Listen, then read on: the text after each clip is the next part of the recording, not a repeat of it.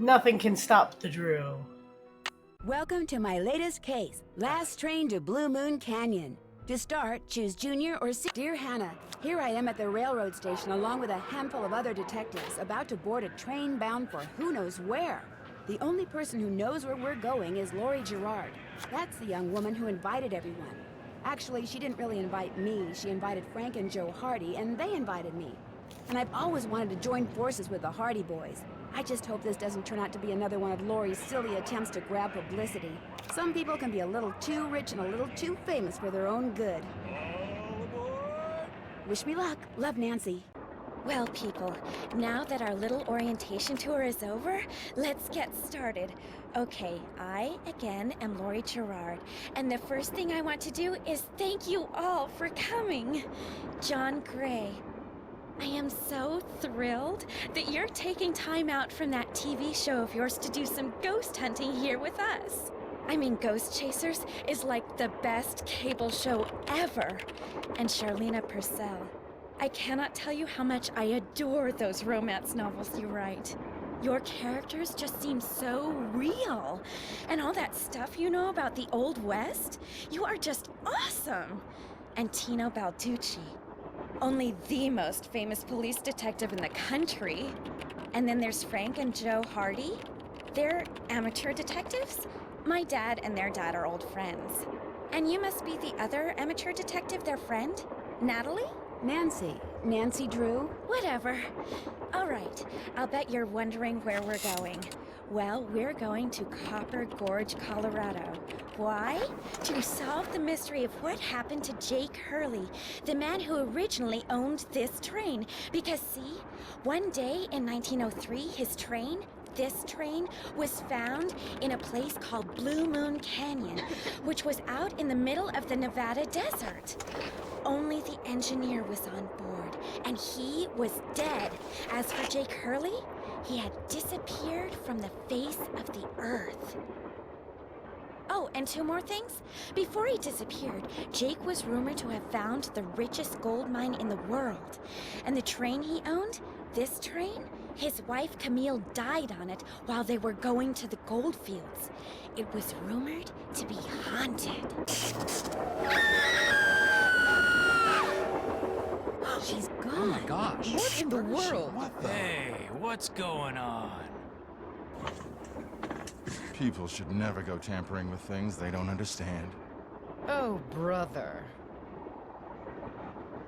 It's okay. Everybody just stay calm. No need to panic. I'll get to the bottom of this. Well, Nancy, you're up on all that social etiquette stuff.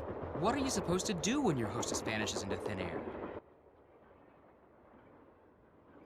If I don't seem concerned, it's because I'm not. Lori Gerard is a young woman whose only goal in life is to be famous. She craves attention and habitually uses her father's considerable wealth to get it.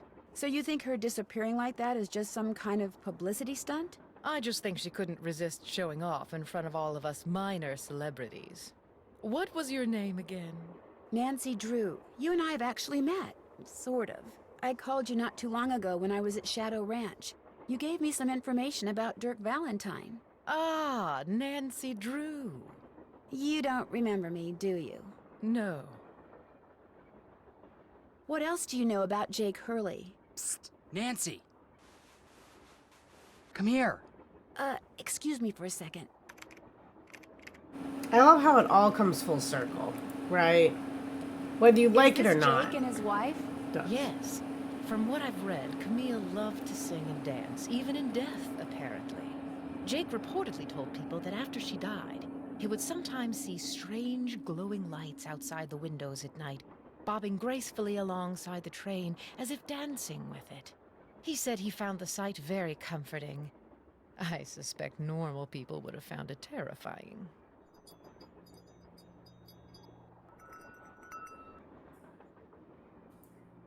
Hey, Nance. Where have you two been? I followed Tino Balducci. And I went after John Gray. He went straight to the room in the car that used to be Camille's and didn't come out again. I could hear all these weird noises coming from inside. Any idea what he was doing? I was just about to go in, but the next thing I know, Joe's got my arm in a vice grip and is dragging me back here, babbling about how Balducci's our guy. He found something on the floor right where Lori was standing when the train went dark. I saw him pick it up and put it in his pocket. Then he left. Did you see what it was? When I tried to talk to him, he just kind of brushed me aside and said something snotty like, "I'm on the job here, Junior, so just go back to the playground and stay out of the way." In case you two hadn't noticed, we're not getting a lot of respect around here. Can't we at least tell Balducci that we do stuff for ATAC? You know the rules. ATAC? American Teens Against Crime. We do a lot of undercover work for them. Wonder Cop's probably never even been undercover. Joe, let it go. What'd Charlena have to say? She thinks Lori is faking this whole disappearance thing. She's not the only one. How can you say that? You heard Lori scream. Anybody can scream, Joe. Especially girls whose fathers have given them acting lessons along with everything else they've ever wanted. What about you, Nancy? What do you think? I kind of agree with Frank. You've got to be kidding. Has anyone talked to the engineer? Not that I know of. Then I'm going to head up front and tell him what's happened. Maybe he knows something we don't. Good idea. In the meantime, we'll take another look around in here. Great. Catch you later. I mean, it's one way, right?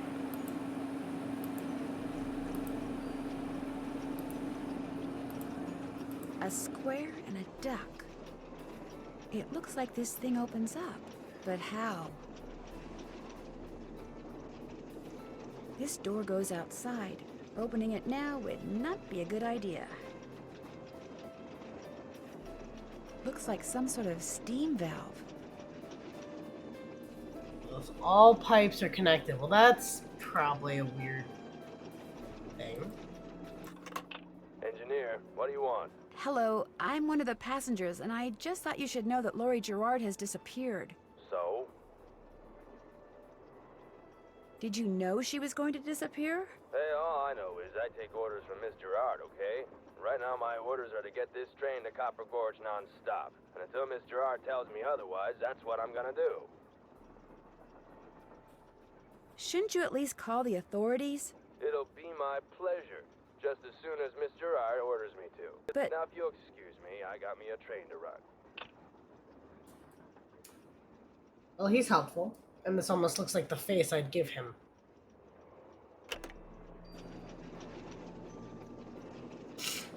What do we got on our phone? Oh, we have a camera. That's always fun.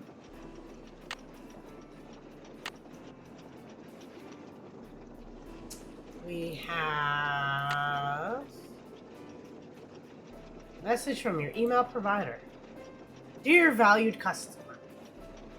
I don't feel valued already. Fleecim Telecommunications is temporarily unavailable to provide you with email access. Again, we really need to switch services. We are sorry for any inconvenience this is causing you, unless, of course, you are a hacker, in which case, we're not sorry at all. Well then, we can call home and we can call Bass. So, let's call Bass. Why not? Hello? Hi, Bess. George, get over here. It's Nancy. It's about time you called. What's up? What's up? You're the one who's on the train with a bunch of famous people. You tell us. This is torture, Oh, boy. Nancy. I'm dying of curiosity here. Bess, just calm down. Oh, like you're not just as curious as I am. She's been begging me to call you ever since she got here. Only because you've been driving me crazy. I'm supposed to be helping her paint her room, but every other brushstroke, she's like, where do you think she is now? How do you think the Hardy Boys are doing? Why do you think she hasn't called? What do you think Lori Gerard is wearing? Oh, George, that is so not true. I couldn't care less what Lori Gerard is wearing. So come on, Nancy. You're on a train full of famous people bound for who knows where. So dish already, would ya? Bess, calm down. Look what you did. You got paint in my hair. I'm sorry. You know, actually, that looks kind of cool. Nice try, Bess. No, really. You're just saying that because you're afraid I'll bail and you'll wind up having to paint this dump all by yourself. George, I kid you not. You should seriously think about doing some major highlights in that color. What color is it? Adobe beige. Nice try, Bess. What's going on, Nan?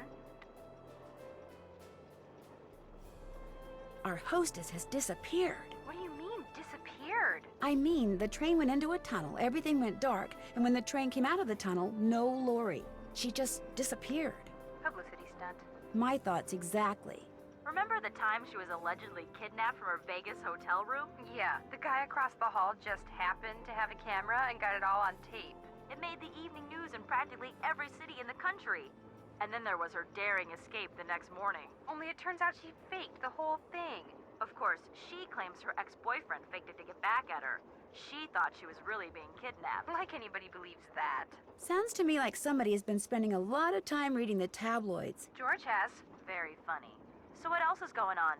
Before she disappeared, Lori told us that the purpose of this train trip is to find out what happened to Jake Hurley, the train's original owner. Was he murdered or something? No one knows. He was married to a woman named Camille, but she died, and he eventually vanished while mining for gold. His train was found abandoned in Blue Moon Canyon, Nevada, with no one on board but his dead engineer. Whoa, spooky. Have any theories? My first order of business is to find out what happened to Lori.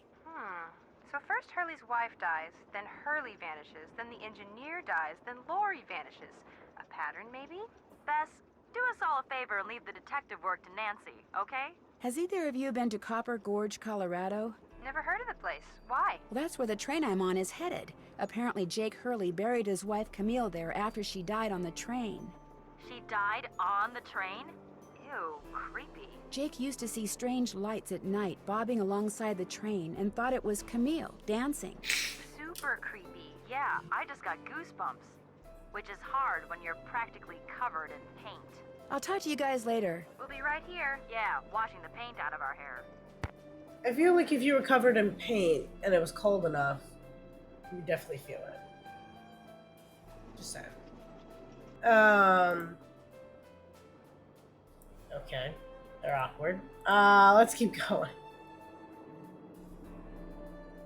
Sadie Crawford. Okay. It looks like there's something behind this painting, but I can't seem to move it.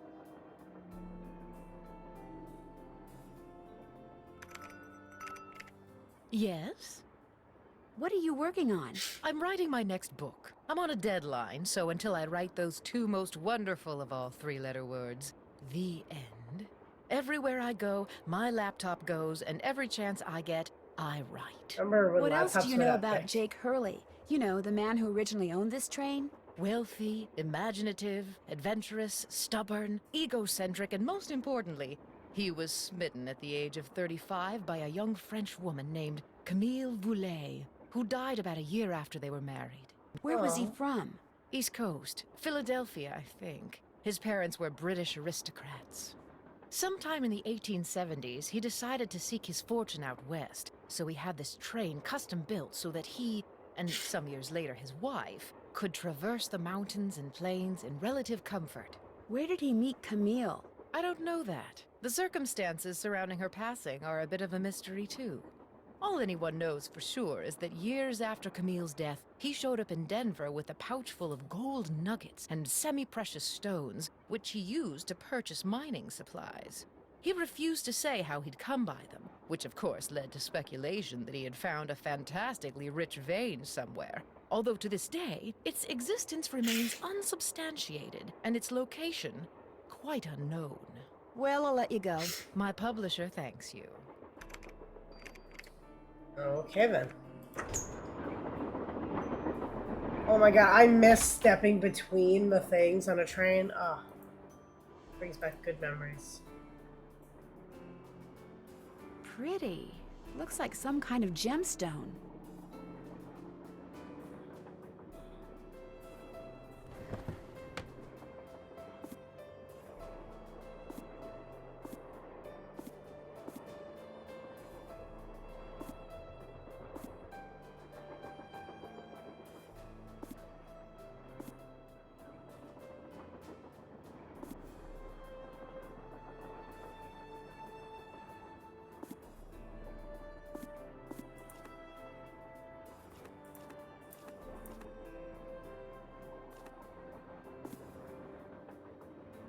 Okay, let's see. making a picture. I think.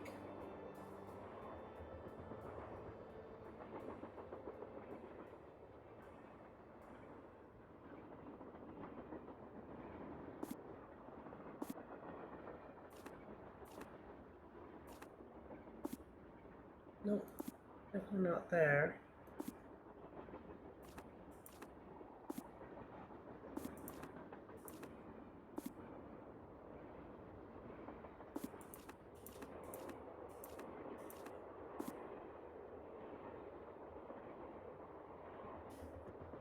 It's kind of weird, right? Because it doesn't zoom in.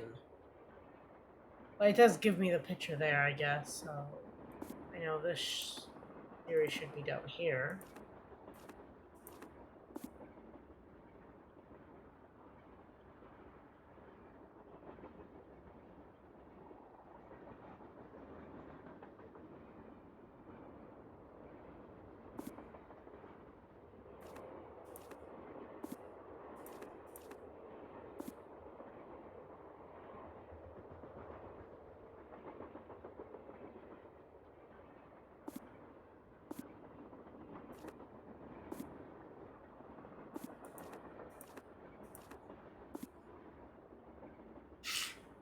Hmm.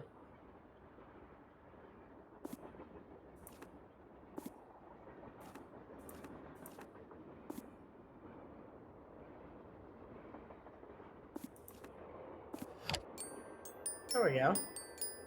Left pickaxe and lamp with fuel for safekeeping. To open what's closed, lead is the key. Or is it lead is the key? I'm going with lead. That just makes more sense. This must have been the sleeping car.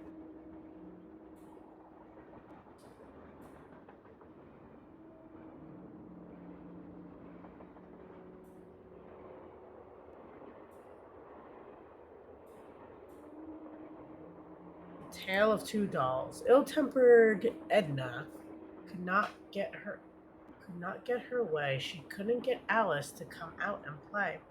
I can't, I'm too tired, is what Alice said. I just want to go straight back to bed. Edna angrily tried to make herself heard, but all of that came out was one two-part word. Why I'm not your mother, yawning Alice replied, till Edna the Terrible finally gave up and cried. Okay. I need 4 numbers to unlock this, and there's, what, 10,000 possible combinations? Guessing could take me a while.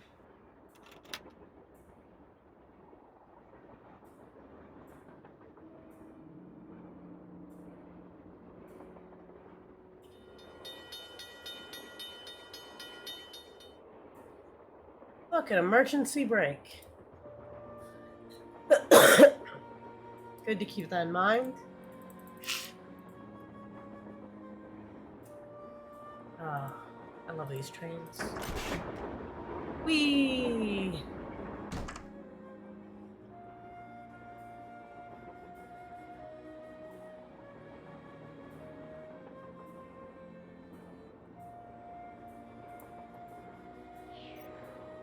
Hi, you're that Nancy person. How you doing? John Gray.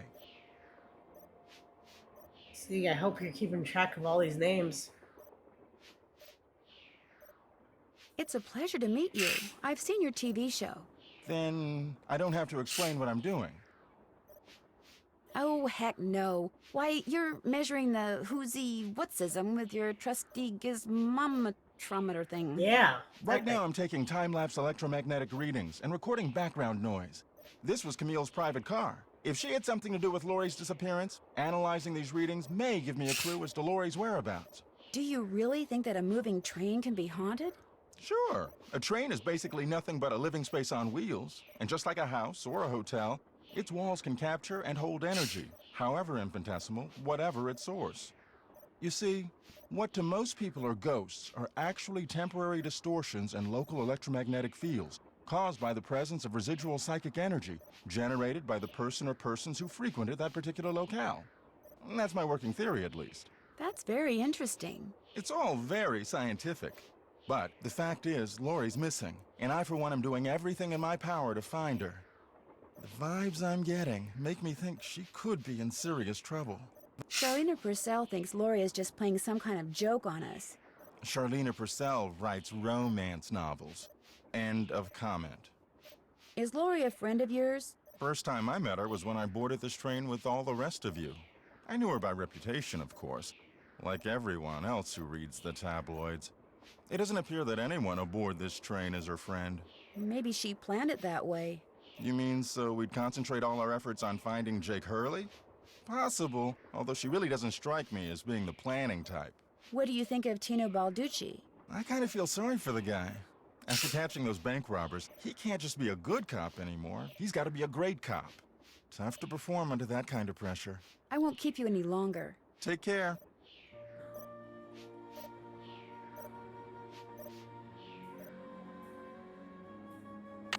The Little Book of Samplers.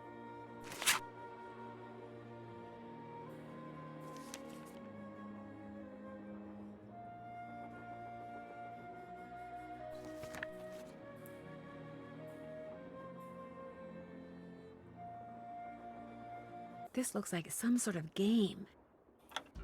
Nothing happens. I'll bet I have to wind it up first. Oh. Darn.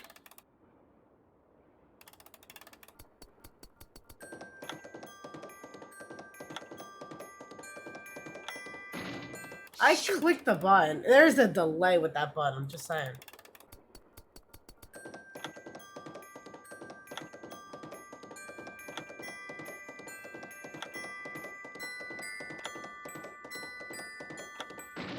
Oops.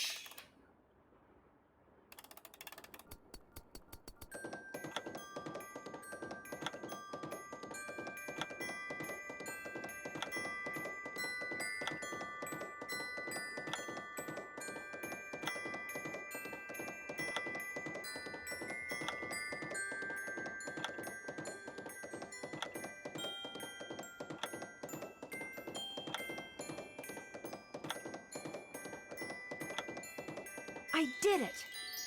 Yay. Wonder what's in here. I get music. Well, yeah, on to the next thing. Oh. Don't do that, please. Those microphones I set up over there are very sensitive. You just about took out my eardrums. Sorry. You can play that thing when I'm done. I'll let you know when that is, all right? Okay.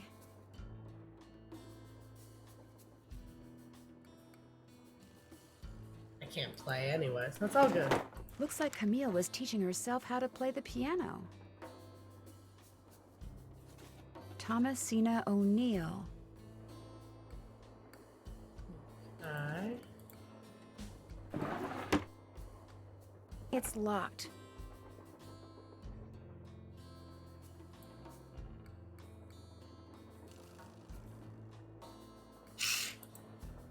I wonder what's under here, and what the deal is with those weird-looking bolts. Looks like I need a special tool. Looks like some kind of sewing sampler. I wonder if there's a relationship between those symbols and those numbers. We got awful Ursula over there.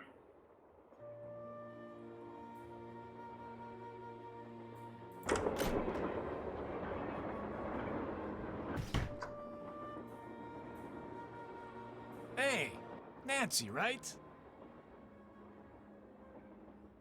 That's right, Nancy Drew. Amateur detective, huh? Ever thought about becoming a real detective? You know, like me? I don't know. Do you like what you do? I love it. You, heard about those bank robberies I solved, right? Yes, I sure did. Baffling case. Two-man team at 17 banks in 3 states in 5 days. FBI had no idea who the perps were. But after forcing their vehicle to a stop, confronting them, despite the fact that they were armed and giving chase, I single-handedly made the collar. I heard they stopped because you accidentally rear-ended them. You heard wrong. You see, Nancy, when somebody does something really remarkable in this country, the first thing everybody else does is try to tear them down.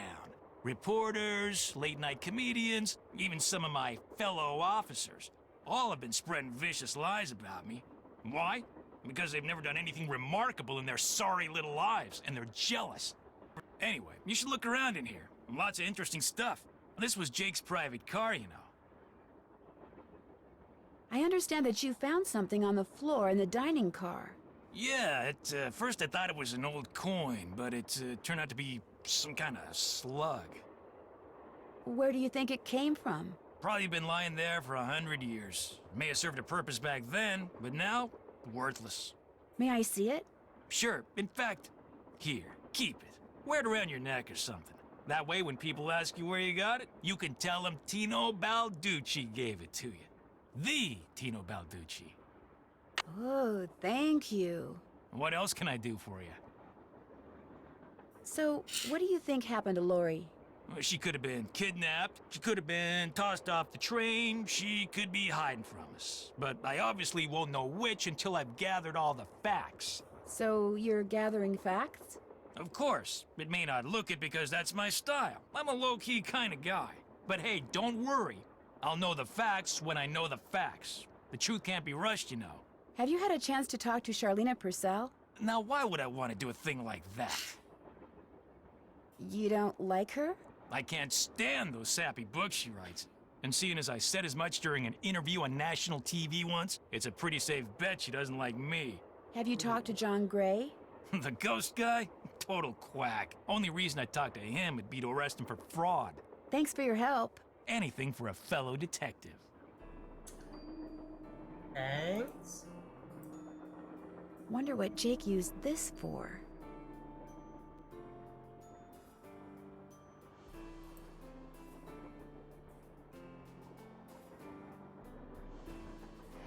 We got some periodic table of elements. Camille with Hagar Anderson and Chantilly Hildegard. Camille with Hagar Anderson and Chantilly Hildegard. Thank you. Gemstones. See, this is right up your alley. Amethyst. Citrine. Tiger's eye. Diamonds.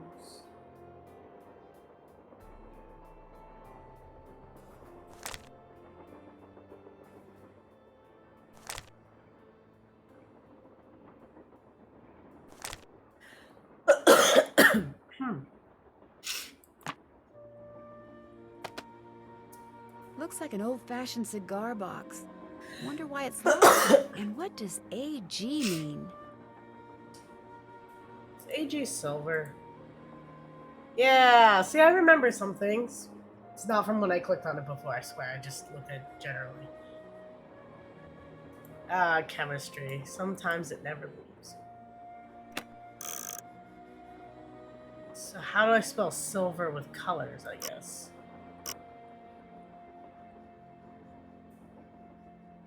No, lapis sage. What about lapis sage?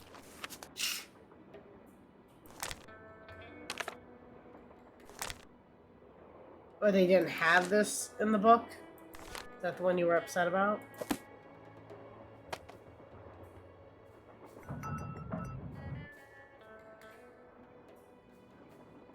JH.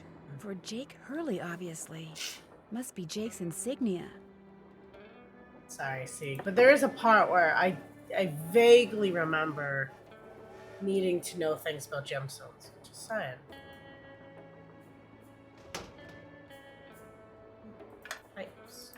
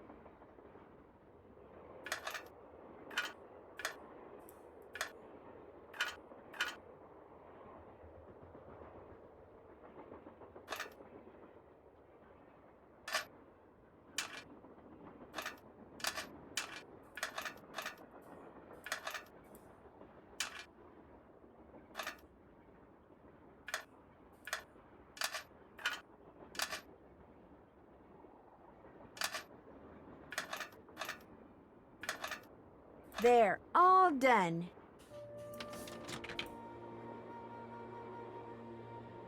Another gemstone. We mean another one, Nancy. Oh yeah, because we saw one on the eye of the goat.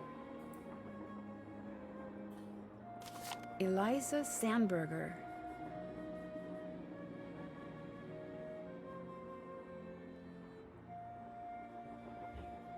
Oh, a price of $3.73. Yeah, no, not today's money.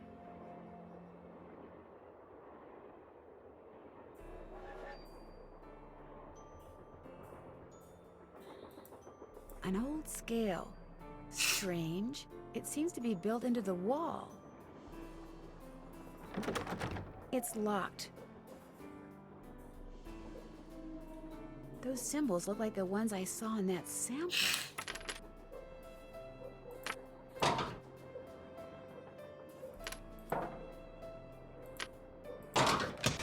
That square and that duck look very familiar.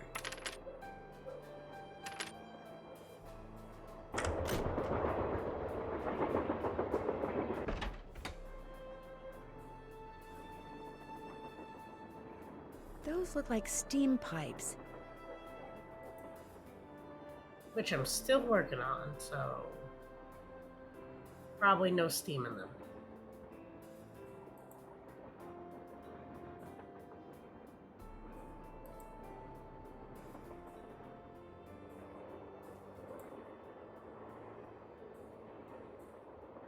Wonder what's supposed to go here.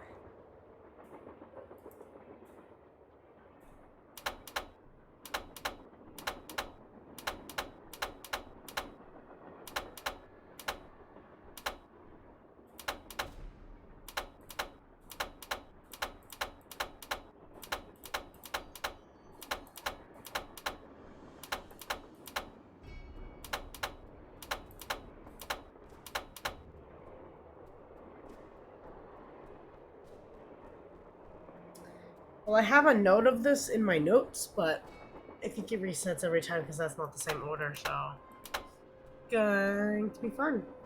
I'm gonna make a note. Changes every time.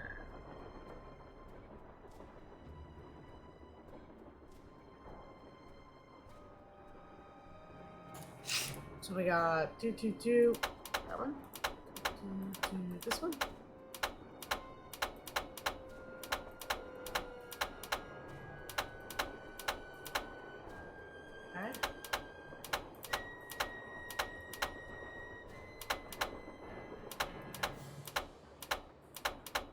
Oops.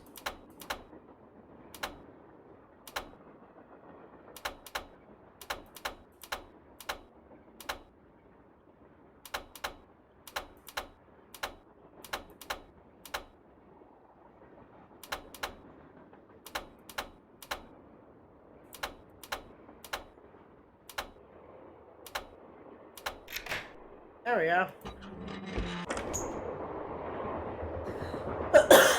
Lori? Oh my god! Well, that was fast. I never thought you'd be the one to find me. Case No solved. offense. Nadine? Nancy Drew. Well, as you can see, I wasn't really spirited away by ghosts or anything. That bookshelf in the dining car, you step on this thing in the floor in there, and it slides open. I practiced disappearing for weeks. Was anyone else in on the trick? Just the engineer, and all he did was keep his mouth shut. See, here's the deal. My dad wound up with this train when he bought out Noram Shipping. They'd been storing it in this old warehouse outside St. Louis for so long that everybody had just forgotten about it. Anyway, after like mass begging on my part, Dad had the train restored to working condition and got me an engineer and track permits and all that other stuff until finally, here we are, on our way to find out what happened to Jake Hurley. I think you were going to explain why you kidnapped yourself. Oh, right. Well, see, I was one of the first people in like 100 years to set foot on this train, okay? Everything was just the way it was when Jake disappeared. Except, I also found this. It's a letter that Jake wrote in 1901 to his niece back east. He was real paranoid about claim jumpers, which is why he never told anyone where his mine was. But he was also afraid something would happen to him and no one would ever know where it was. So he wrote this letter to his only living relative, Ruth Kensington. Here, take it. You want me to have it? Why? Because you found me. See, in that letter, Jake tells Ruth that everything she needs to figure out where his mine is on this train. He also warns her that his wife's spirit is on the train too, which kind of creeps me out. But the thing is, to find Jake's lost mine, we need the train. How do you know this Ruth person didn't find the mine decades ago? Mostly because I found that letter in the wastebasket. It was like she'd gotten so ticked off, trying to follow her nutty uncle's clues, that she finally said to heck with the whole thing. So you want me to try to figure out where the mine is? Uh-huh. As for the other people on board, if you want to show them that letter, go ahead. It's totally up to you. We're going to Copper Gorge because that's where Jake buried Camille, so I figured his mine might be somewhere around there too. But if you think we need to go somewhere else, you just let me know and I'll have the engineer take us there. How well do you know your guests? Well, I don't know you or those Harvey guys at all. Hardy. Frank and Joe Hardy. Whatever. I didn't know John Gray before this either, but I love his show, and I figured he'd jump at the chance to investigate an honest-to-goodness haunted train, and now that someone has finally found me, I can finally go meet him for real. What about Tino Balducci? I met Tino right after he got famous for solving those robberies. Inviting him here for this was a no-brainer. I mean, what an awesome detective. And those piercing eyes of his, you just know his mind's in there going 90 miles an hour. How well do you know Charlena Purcell? I just know her from her books, which are so good. In fact, I just started reading her latest one, The Moon Tells No Lies. See, what I'd really like to do is write romance novels. Everybody who knows me says I'd be really good at it. In fact, a while back, I sent Charlena some ideas, you know, just to see what she thought. And? She hated them. How come you didn't try to find the mine yourself? Maybe I did. Or maybe I just thought letting other people try to find it would be a good excuse to throw a party. I like parties. We'll talk some more later. You go, girl. Well then.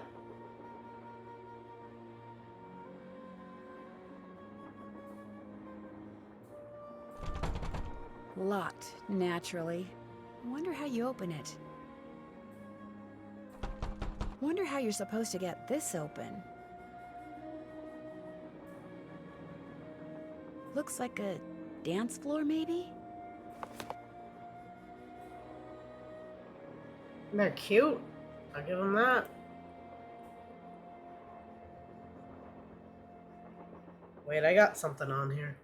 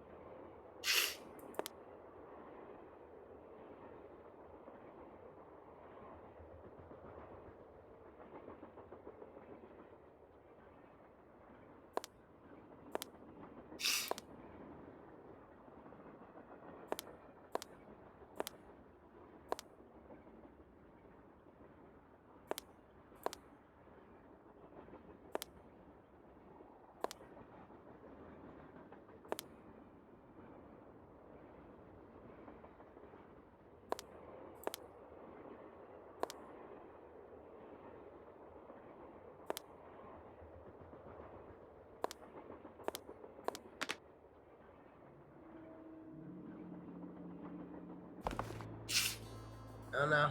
That's what it looked like my notes said, but I couldn't really make them out. Very confusing.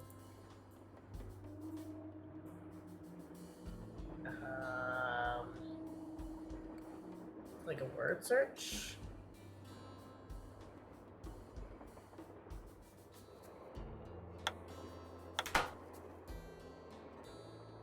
Not. Note.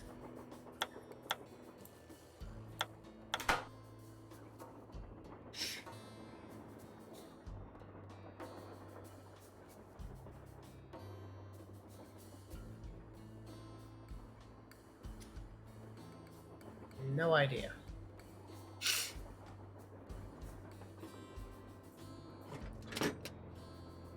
I can use this to open that grate I saw in Camille's car. Perfect. We'll take that.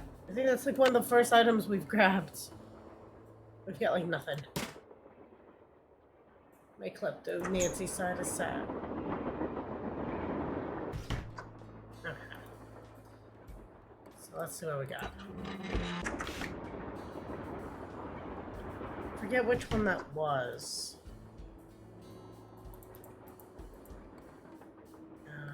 It wasn't that one. I want to say it was one more.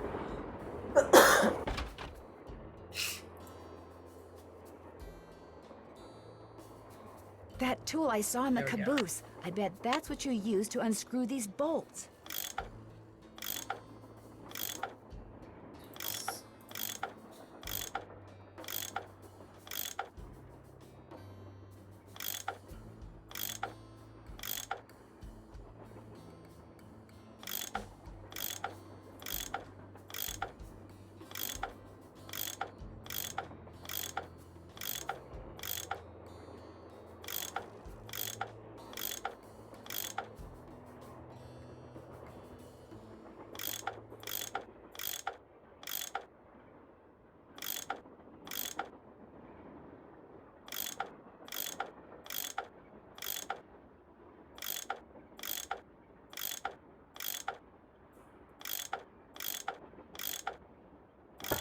More pipes to connect.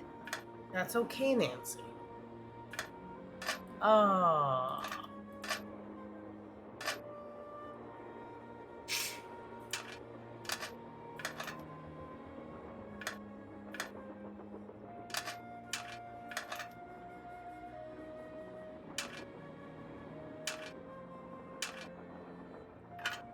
Here we go. That was rather simple.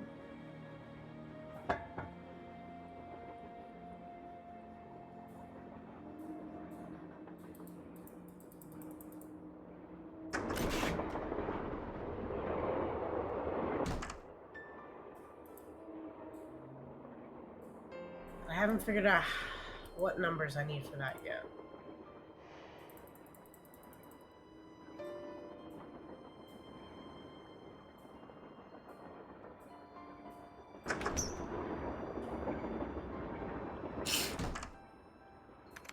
Yes? I found Lori. She's in the caboose. You were right. She disappeared because she wanted to see which of us would find her first. And you won.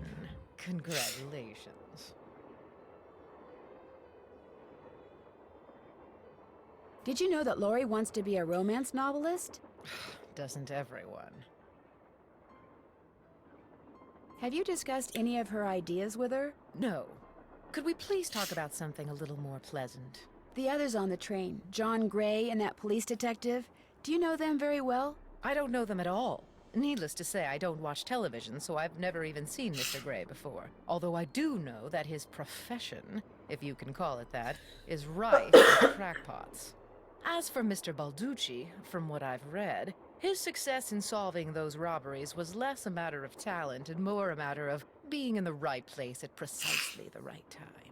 In other words, you don't think he deserves all the attention he's getting? No. You and those two Boy Scouts you're with would make better detectives. Is that all, dear?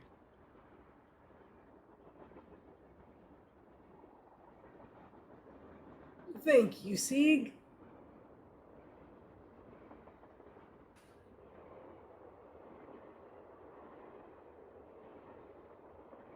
I'll touch bases with you later. My publisher thanks you. Nancy, what's with the Cheshire Cat grin? You found Lori.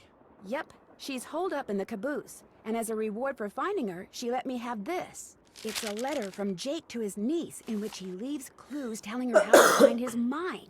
Only the clues are extremely obtuse. You found Lori, you got the letter with all the clues.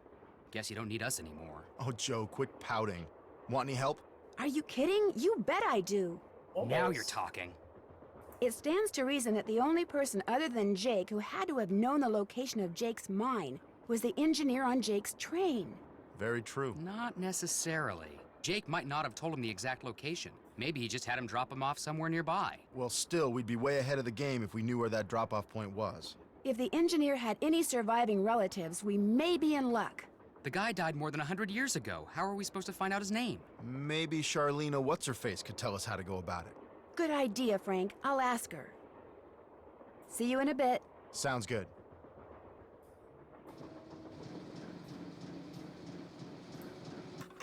Engineer, this better be Miss Gerard. Well, actually... Forget it.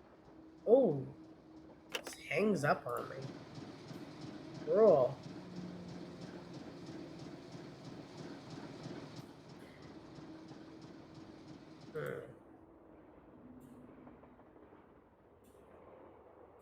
Keep thinking that's like more past the table, right? But it's not.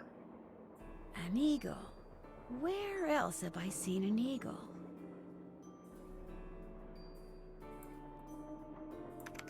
More questions? How would I go about finding out the name of Jake's train engineer? If you're smart, you'd ask me. And because my work is going surprisingly well, during my next break, I'll log onto my archives at home and see what I can turn up. That'd be great, thank you. Whoever invented the cellular modem, that's whom you should thank, dear. Well, I'll let you go. Let me know if you run across anything juicy.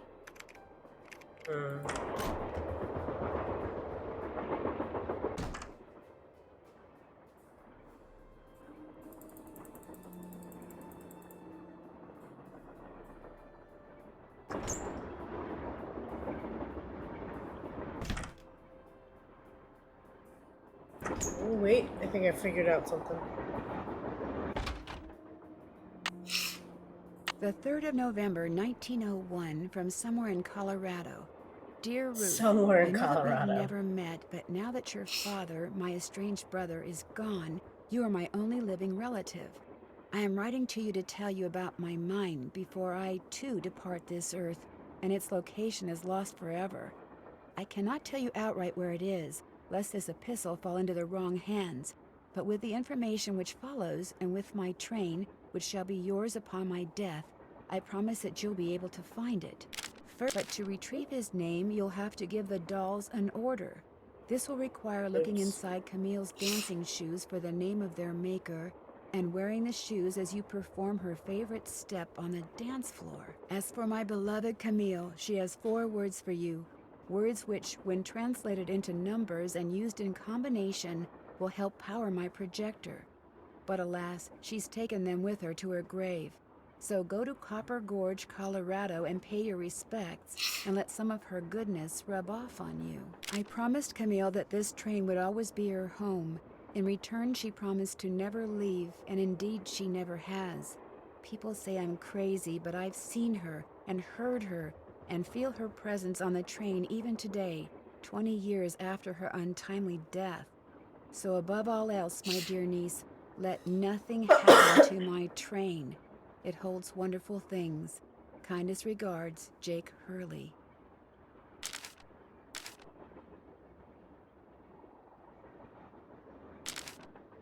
That's the part I missed. Okay, so first you'll need a map to tame it. Know that my travels have taken me all over this great country, towns which can be difficult to find. To Calico, Silverado, and Central City, to Dodger City, Virginia City, and Tombstone. To locate the mine on the map, you'll need my projector. When it comes to placing the stones, you'll need to ask someone who holds a warm place in my heart. I have stored his name accordingly.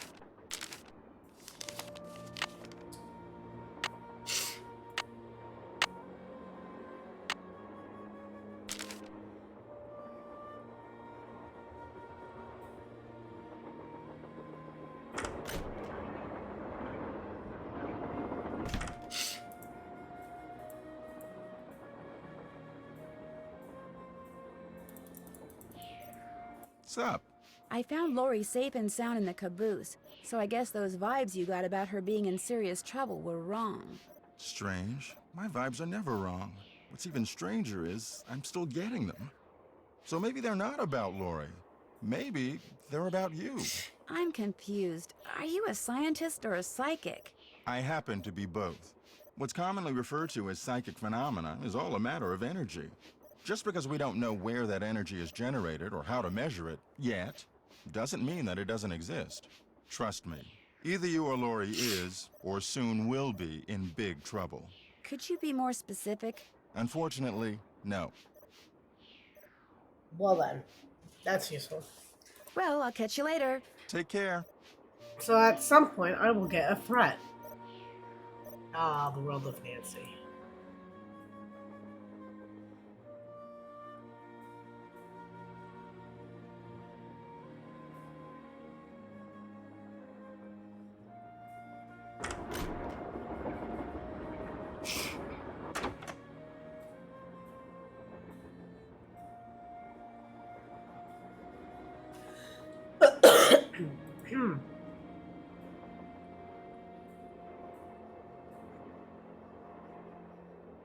Let's see, we got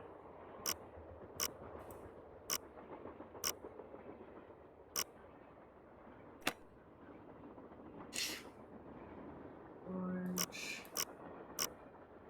blue, green, red, purple, yellow. Nope.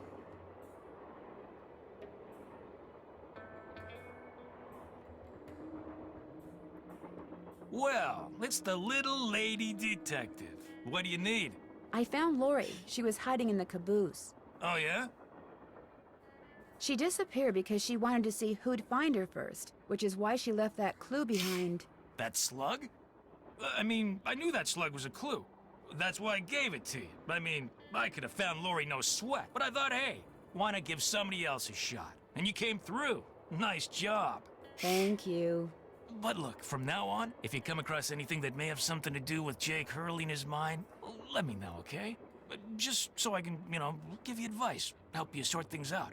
After all, the opportunity to work side by side with a world-famous police detective doesn't come along every day, you know. How did you and Lori meet? We met at a party in New York. Nice girl. Not a lot upstairs, but nice girl. Did you two go out? No, never went out. No. That sounds like you did. What do you think happened to Jake Hurley? He probably died trying to work that mine of his all by himself. But I'll let you in on a secret. I'm onto something that could crack this case wide open. You know where the mine is? Sorry, can't go into detail. Let's just say that thanks to yours truly, what happened to Jake Hurley won't be a mystery much longer. You've been a big help. Helping people is what I'm all about. Is it?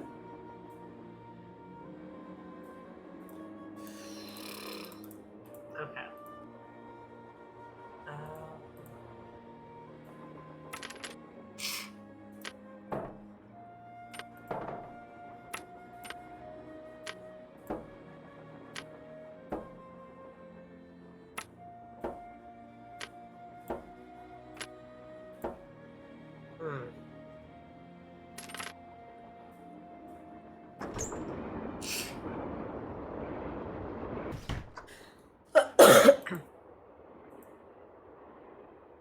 Those look like steam pipes.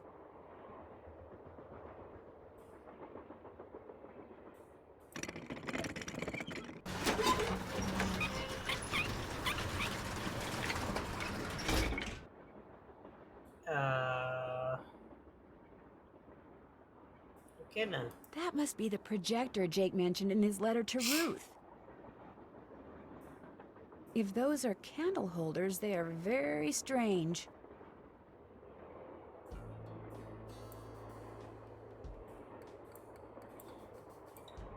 Whoa! Somebody must have thrown the emergency brake. Well, that definitely threw me off. Question is, did somebody throw the brake? Or something? Oh, Joe, now you sound like Lori. Hey, I was the first one on the scene, and I saw no one. Who was the next person on the scene?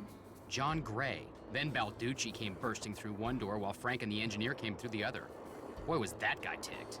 He said the train could have derailed. He reset the brake, muttered a few choice words, then headed back to the engine just as you and Lori showed up.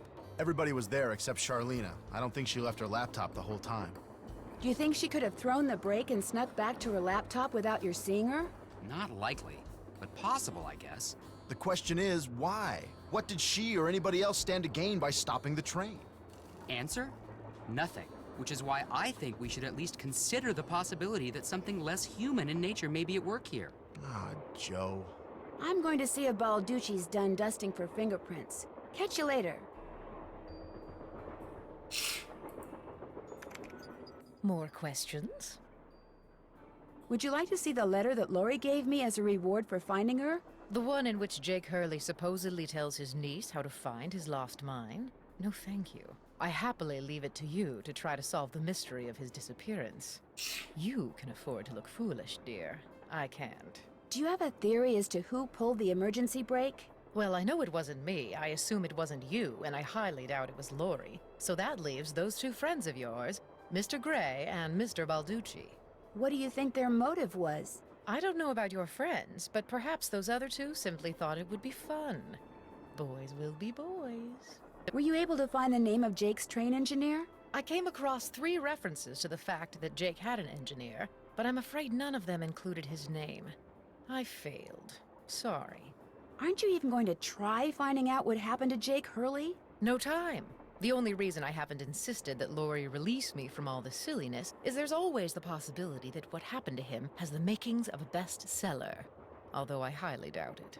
Why are you so sure that Jake's story wouldn't make a bestseller? His story is an all too common one. A man wanders off into the desert in search of gold and never returns. Why?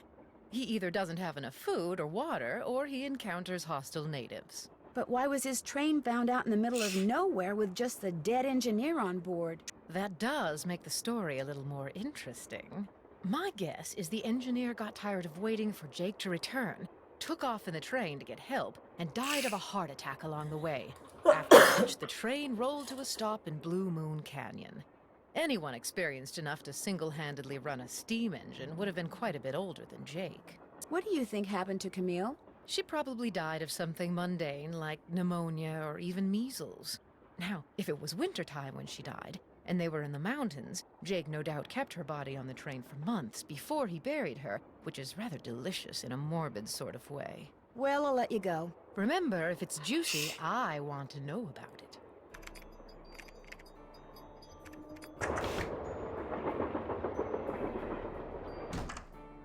Yet she couldn't get me the information I needed.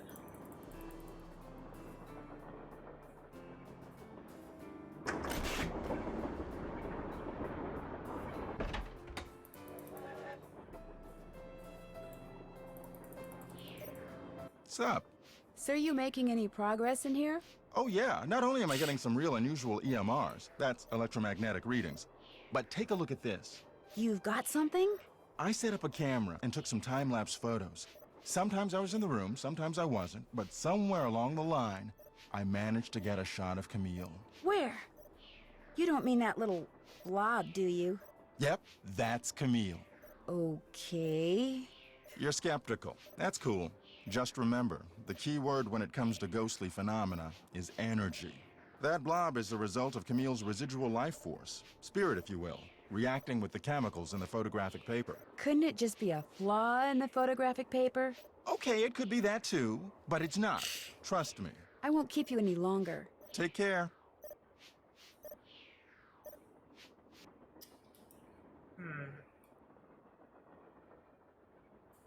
It's locked.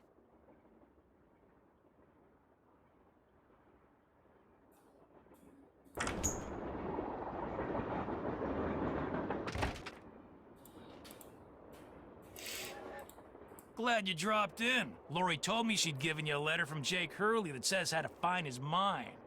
That's right. You can read it if you want. Lori should have given that to me. I mean, I'm the trained professional around here. Let me take a look.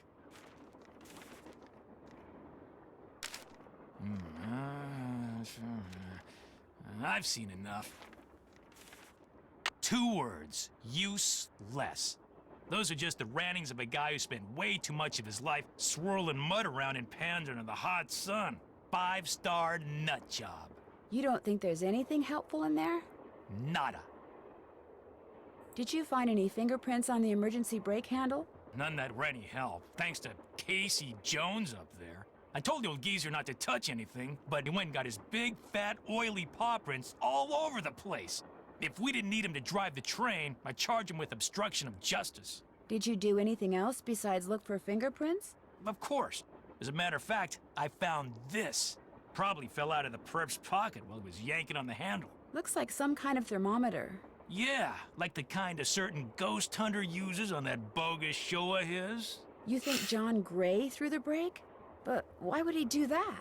Because they're thinking about axing his show, that's why. I checked with this buddy of mine in L.A. Gray's gotta come up with something real big real soon, or he's toast. And you can't get much bigger than a train with a spooky past that's prone to strange accidents, now can ya? Have you confronted John with your suspicions? All in due time. I always like to get my ducks in a row before I make an arrest. But couldn't someone else have dropped that thermometer? Please. Who's the top cop here, huh? Who's the world-famous detective? You? I know what I'm doing, sweetheart. John Gray wanted publicity. That's exactly what I'm gonna give him. Hope I didn't take up too much of your time. Anything for a fellow detective. To become a detective, don't you like have to climb the ranks? Like, wouldn't he have had to pass some type of test? Saying.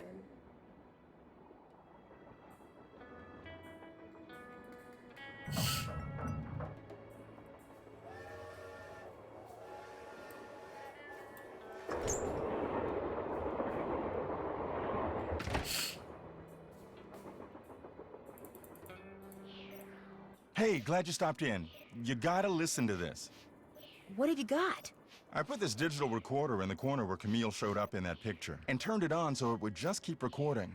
Now when you play it back at normal volume, all you hear is background noise. But when you turn the volume way up and run the signal through a filter or two,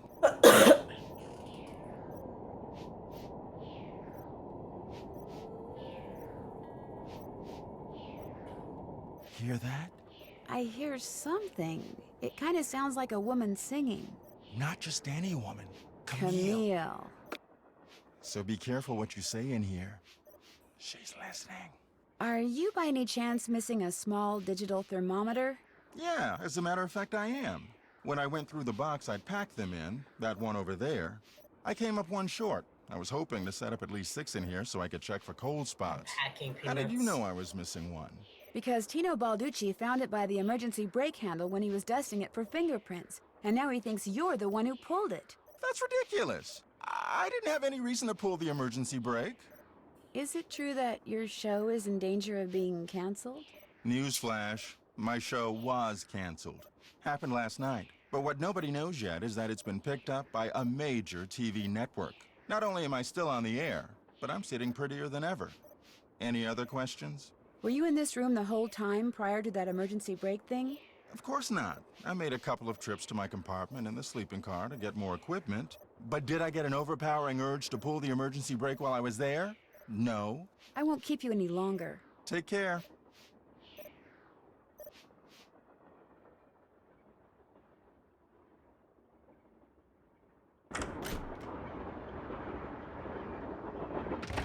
We should probably start pulling up our notes. So let's start at the bottom. I'm done with that. Pass and George. Yep. Check. Fine, Lori. Yep. I'm done with that. Check. Tino. Haven't done that yet.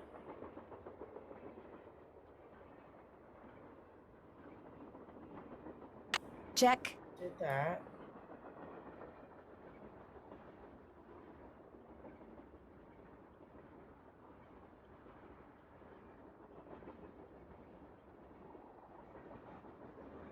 Okay, can't do that until he leaves. Can't do that. Check. That one.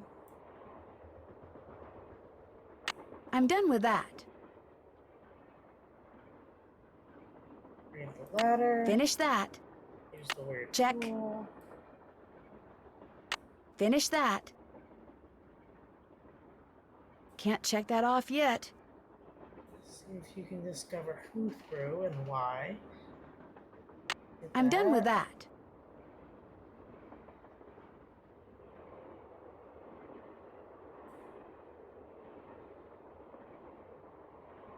Haven't done that yet.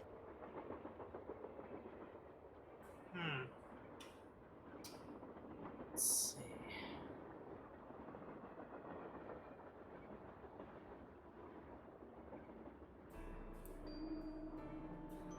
I haven't talked to Lori in a bit. Might be useful.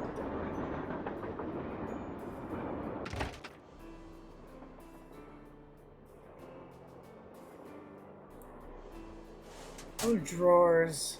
Always good.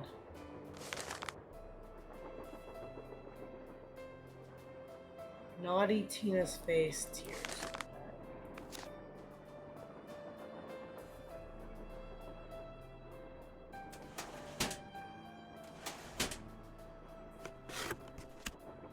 Ooh, Looks okay. like to make this thing, whatever it is, I'm going to need a spyglass, a pickaxe, and a lamp. Citrine, amethyst, zircon, those are all gemstones, I think.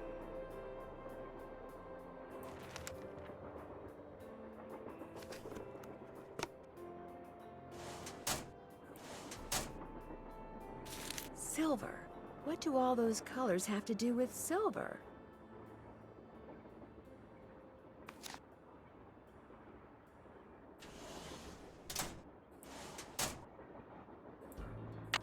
Got another slug, that's always a plus. Can't read apparently any of those.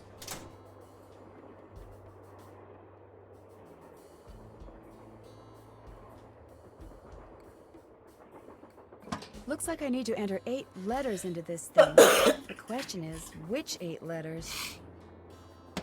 That is a question.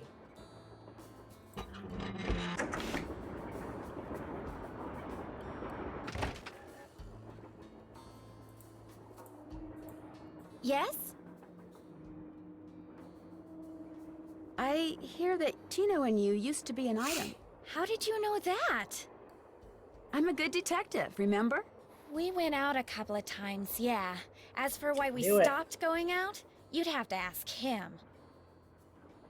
Do you have any idea who threw the emergency brake? I know exactly who did it. You do? Well, who else could it be? Camille. None of us has any reason to stop the train but Camille. She doesn't want us to find Jake's mine, so she's going to do whatever she can to keep its location a secret. She is dead, you know. Well, duh. That's why I know it's her. What's more, your friend that Jim Hurley guy? Not Jim, Joe Hardy. Yeah, well, he thinks it's Camille too. He just doesn't have the guts to say so. Uh-huh. Okay then. I'll come back later. I'll be waiting.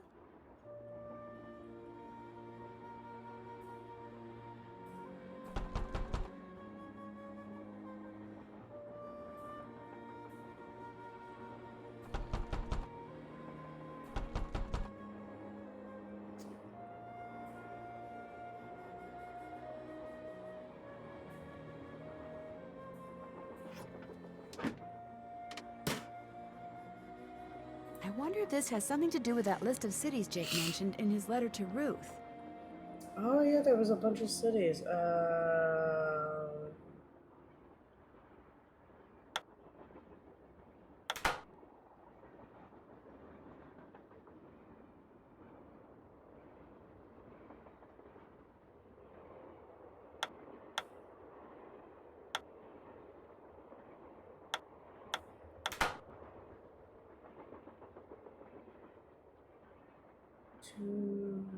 Tombstone.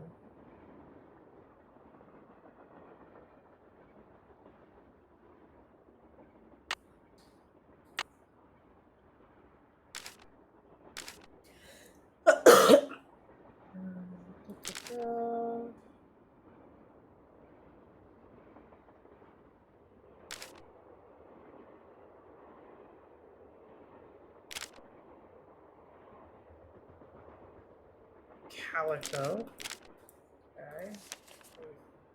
Calico.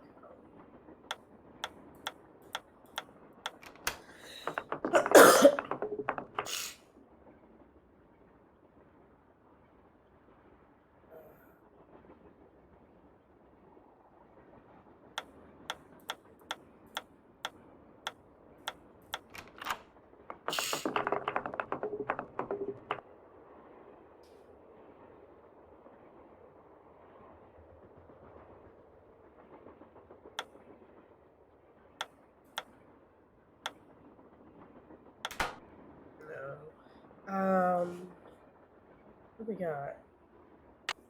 What other names were on there?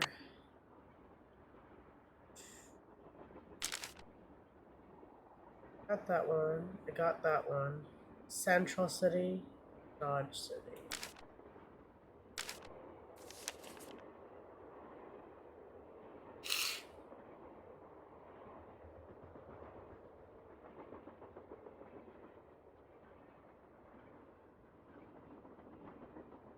Central.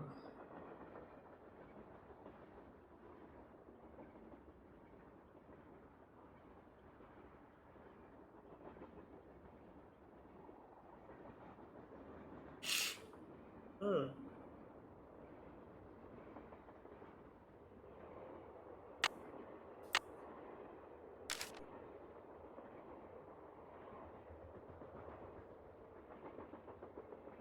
Virginia. Let's look for Virginia.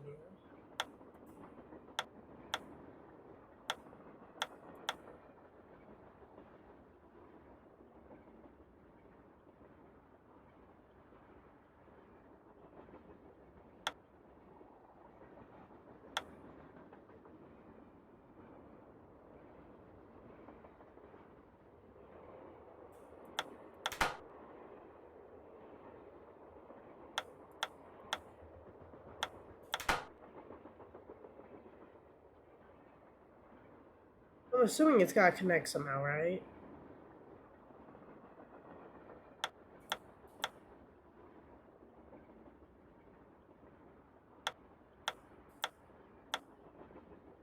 I feel like I'm not spelling Virginia right.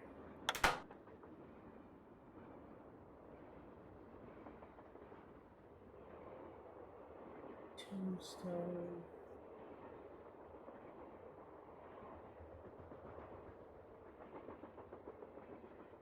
Oh, wait. Central City.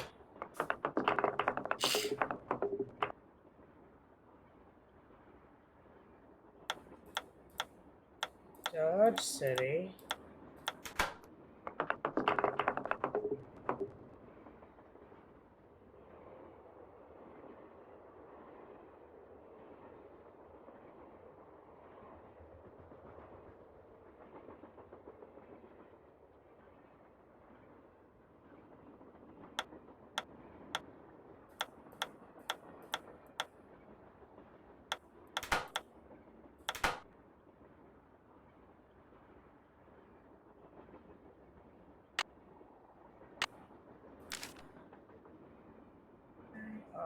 RGI.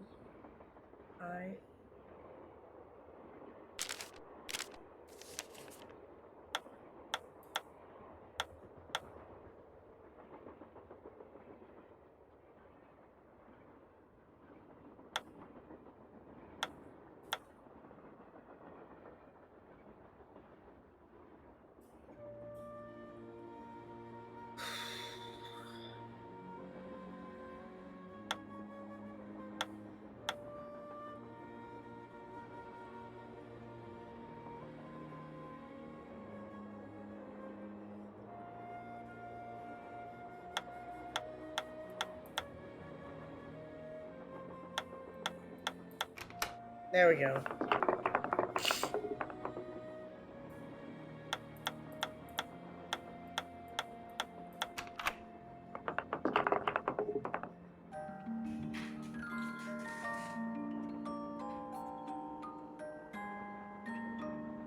Guess I'm done. Strange. All that's left is a jumble of letters.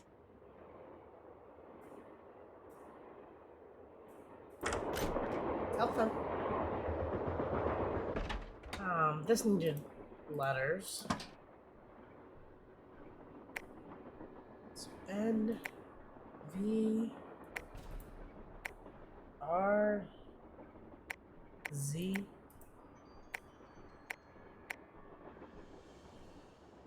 T E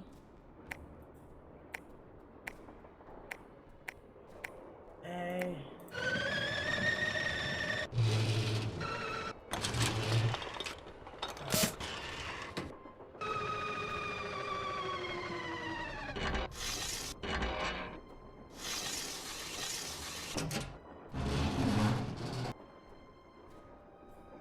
Jake's mine must be somewhere on this map, but where? Imagine sending something to your niece and she's like, what the freak does that mean? That's what I would be like. What is all this supposed to be telling me?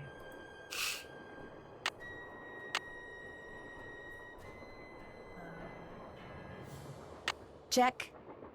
Still have to do that. Still have to do that.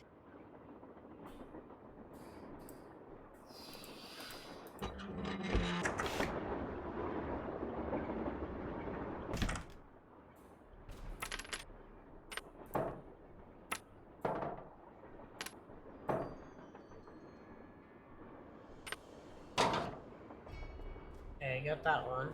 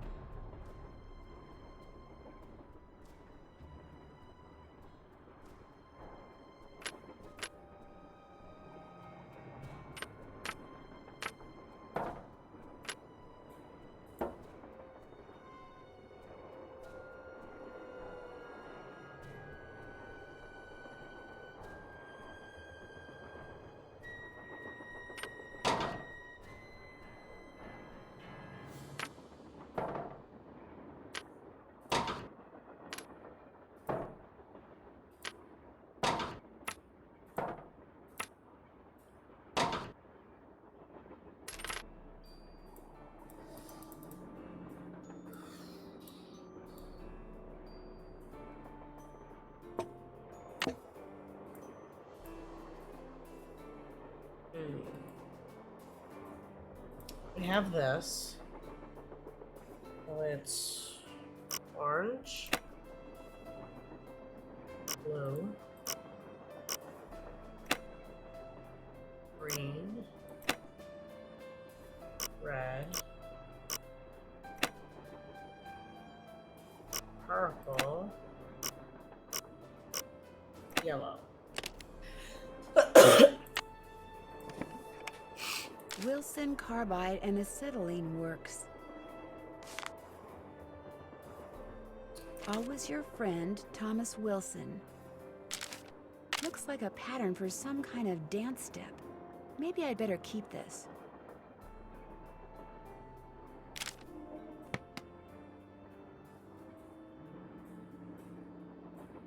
What's going on? How come you told me you and Lori never went out, and she told me you did?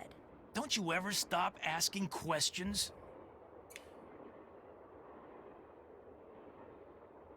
I'm a detective. You know how it is. I dumped It's her, true. okay? I'm not proud of what I did. I'm not happy about what I did, but it's done. It's over. Now let's drop it. If you didn't want to dump her, why did you? You are incredibly irritating, you know that? I dumped her because people said going out with her would make me look bad. Said she was a joke, that no one took her seriously. Said if I started hanging with her, no one would take me seriously. So I stopped calling.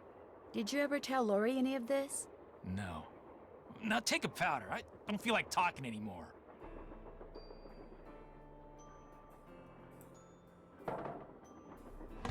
Carbide. Just what I need to make that lamp I found work.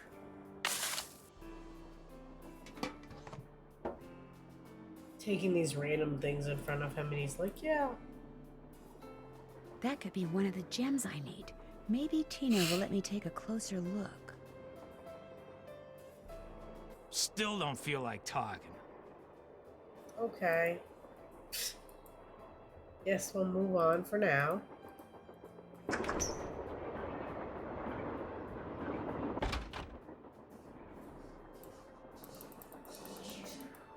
What's up?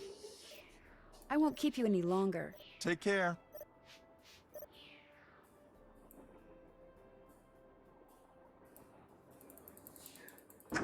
Need him to get out of the room so I can play the piano.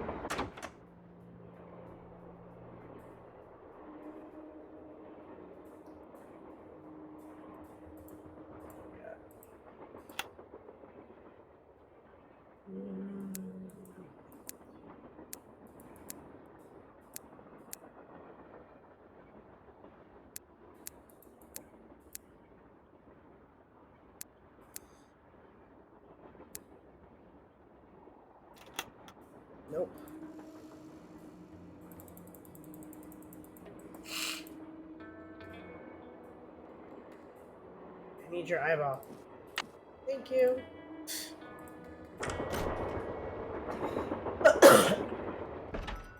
It's almost gemstone time.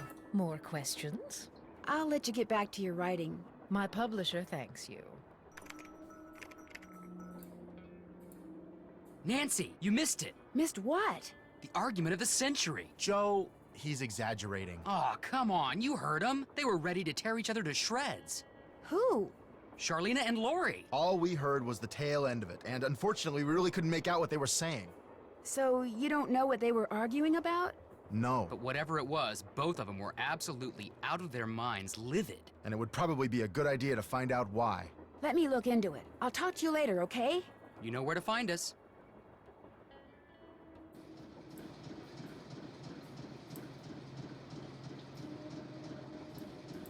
Can't go outside until the train stops.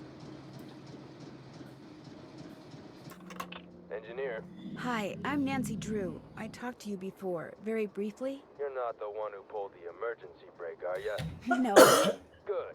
Because if you were, I'd have to come back there and throttle you. Old as this train is, it's a wonder it stayed on the tracks.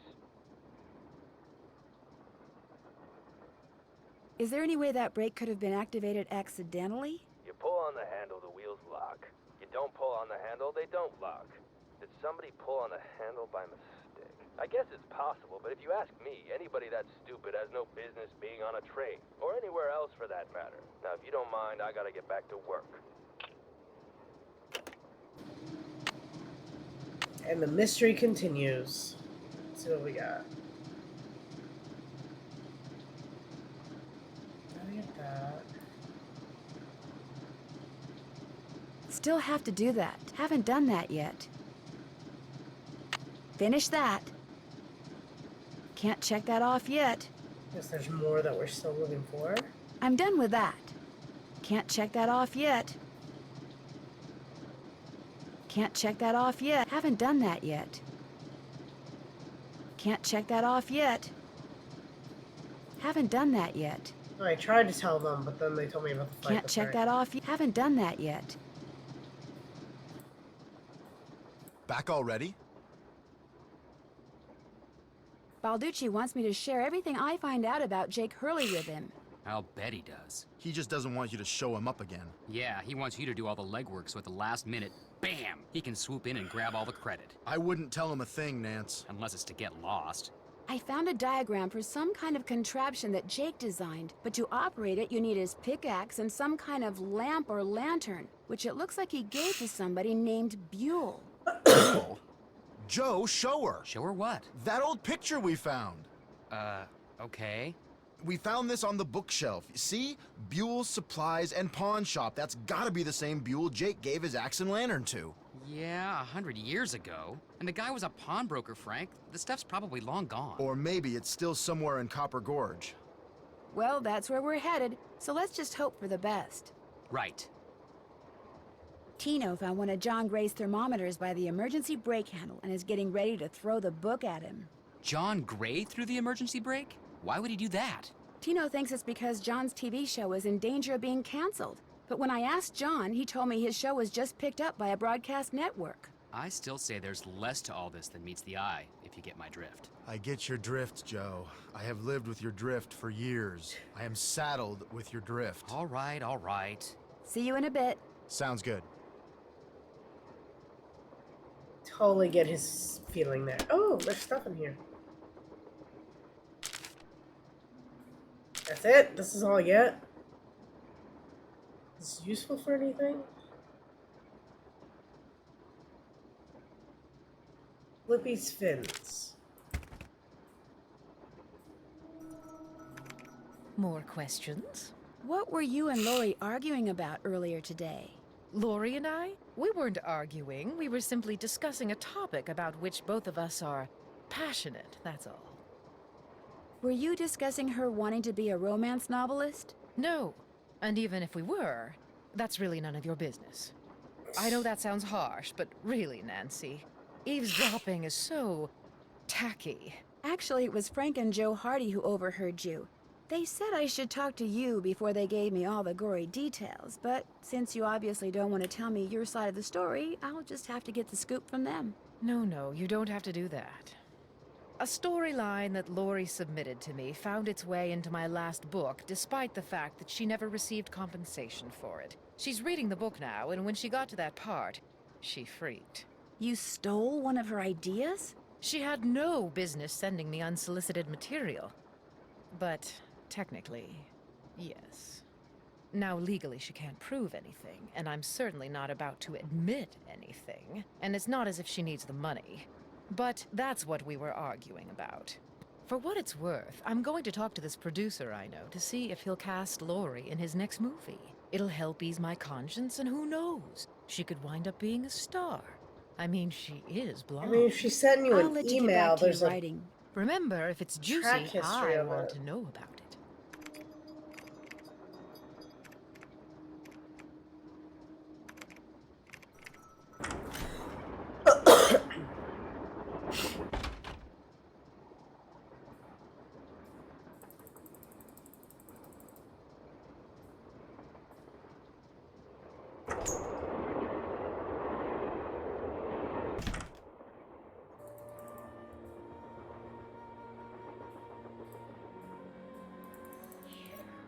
What's up? Well, I'll catch you later. Come back anytime. I'm gonna figure out how I get this guy to leave. I can try again. No. Sounds like that's not gonna work.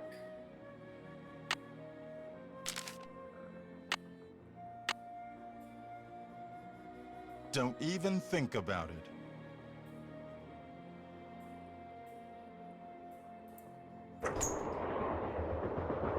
Tried. Didn't take. Maybe he'll talk to me about the cat now? I can't stay mad at a fellow detective. What do you need? Do you think I could take a closer look at that cougar statue? What, that cigar clipper? Go ahead, take a look.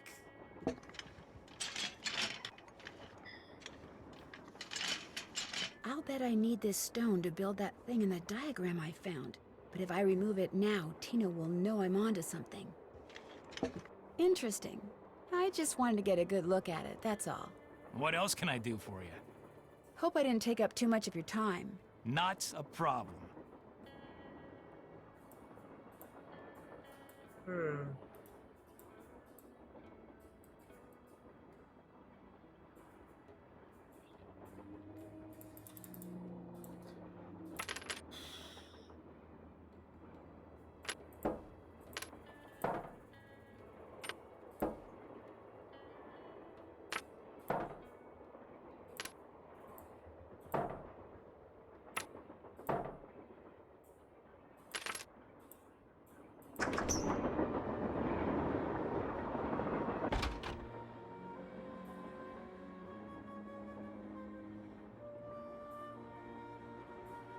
According to that diagram I found, those 6 gemstones are supposed to go in these 6 holders.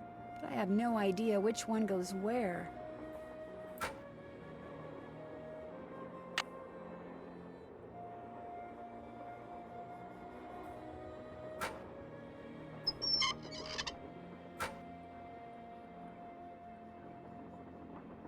Did I write down notes is the question.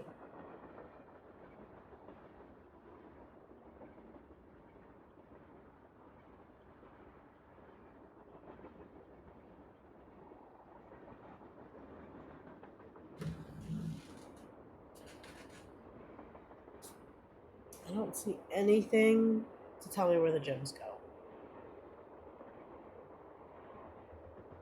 Oh, wait. Off is the Peridot. That would be this one. Thank you, Disney Dreamlight.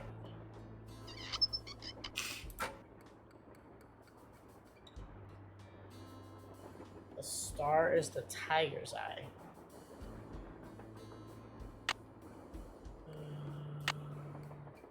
It's tiger's eye. And then I haven't found any other gems, right? Not yet.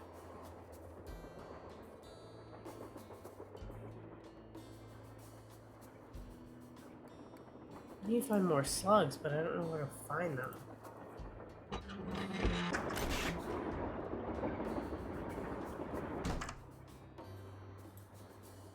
Before you say anything, I just want to say thank you. For what? Tino came to see me. He said you'd made him realize what a jerk he'd been for dumping me, and then he asked me out. Isn't that great? He said he doesn't care what anybody else thinks. He thinks we make the perfect couple. Well, I can't argue with him there. So what do you want? Nothing. I'll come back later. Keep me posted.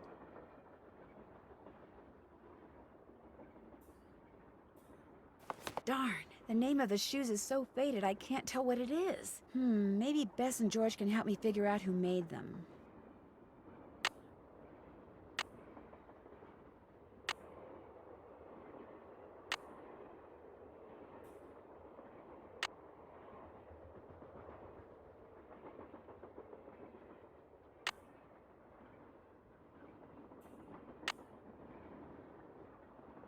Just sending Bess a bunch of pictures. Here we go.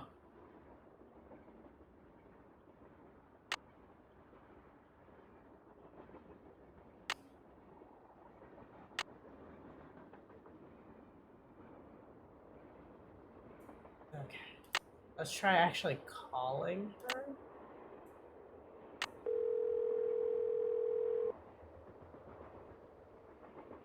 Hello? Hi, Bess. Hey, what's going on?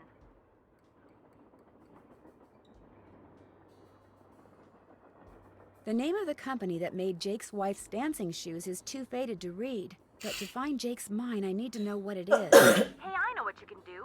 Take a picture of them with your cell phone, then send it to us, and we'll check them out for you. But I thought you guys had to paint Bess's room. Boring. Besides, we're going to have to take a break soon because we're almost out of paint. Probably because Bess has gotten more on me than she has on the walls. Anyway, send us a Painting picture of the walls. shoes via cell phone as soon as you can. Actually, I already sent you a picture of the shoes. Well then, hey, we're on it. Ah, you guys are the greatest. I know. Need anything else?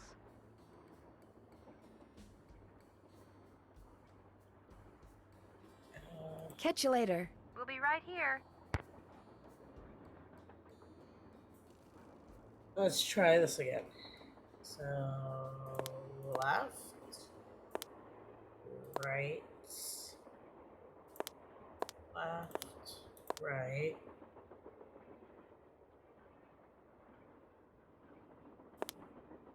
Left, right.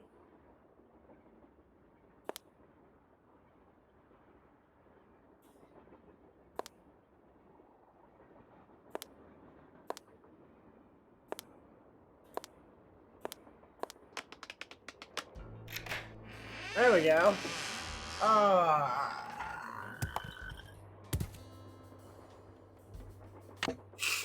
That's pretty.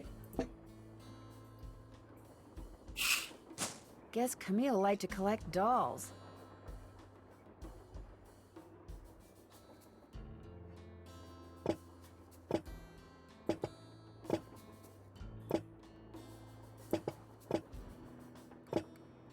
Why are they such creepy looking dolls?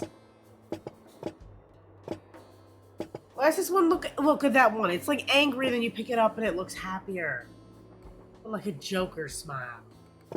Hey, you see that?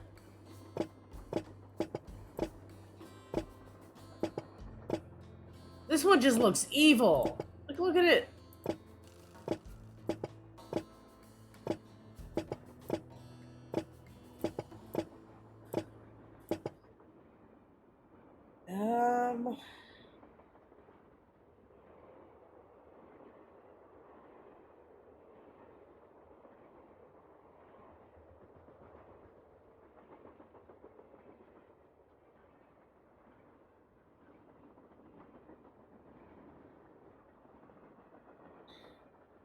I have notes.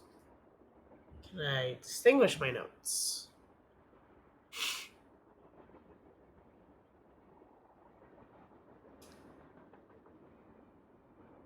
CH.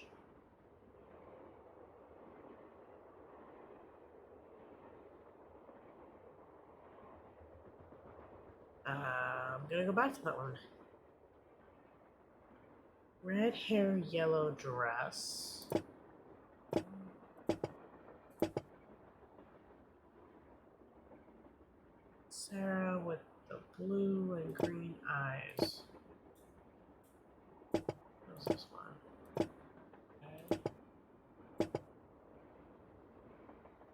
Edna. This is the one that says Mama. Is it this one?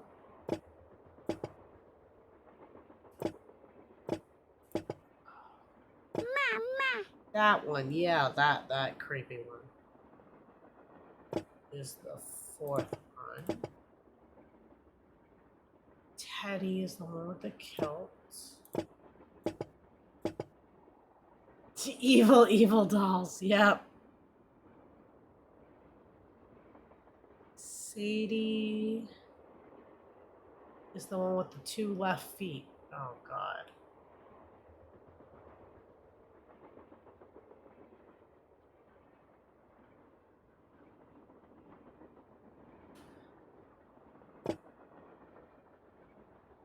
You're Sadie, because your toes are on the same side. 1, 2, 3, 4, 5, 6. 6 one in. So 3. 6. Okay. Haggard.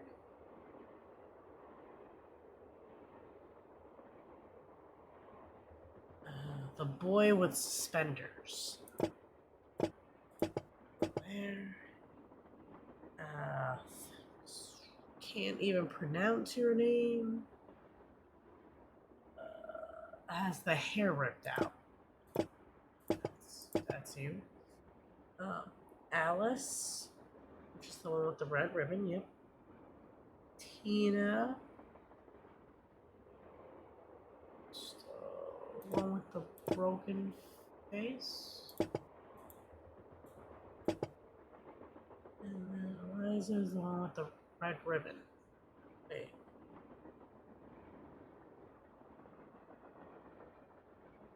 So I did not put you in the right spot.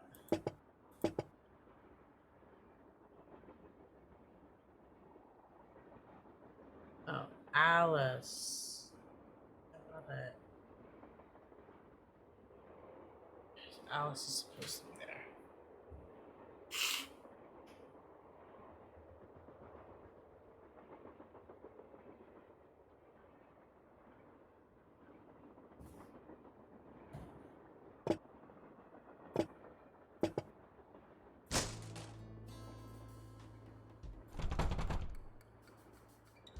Okay.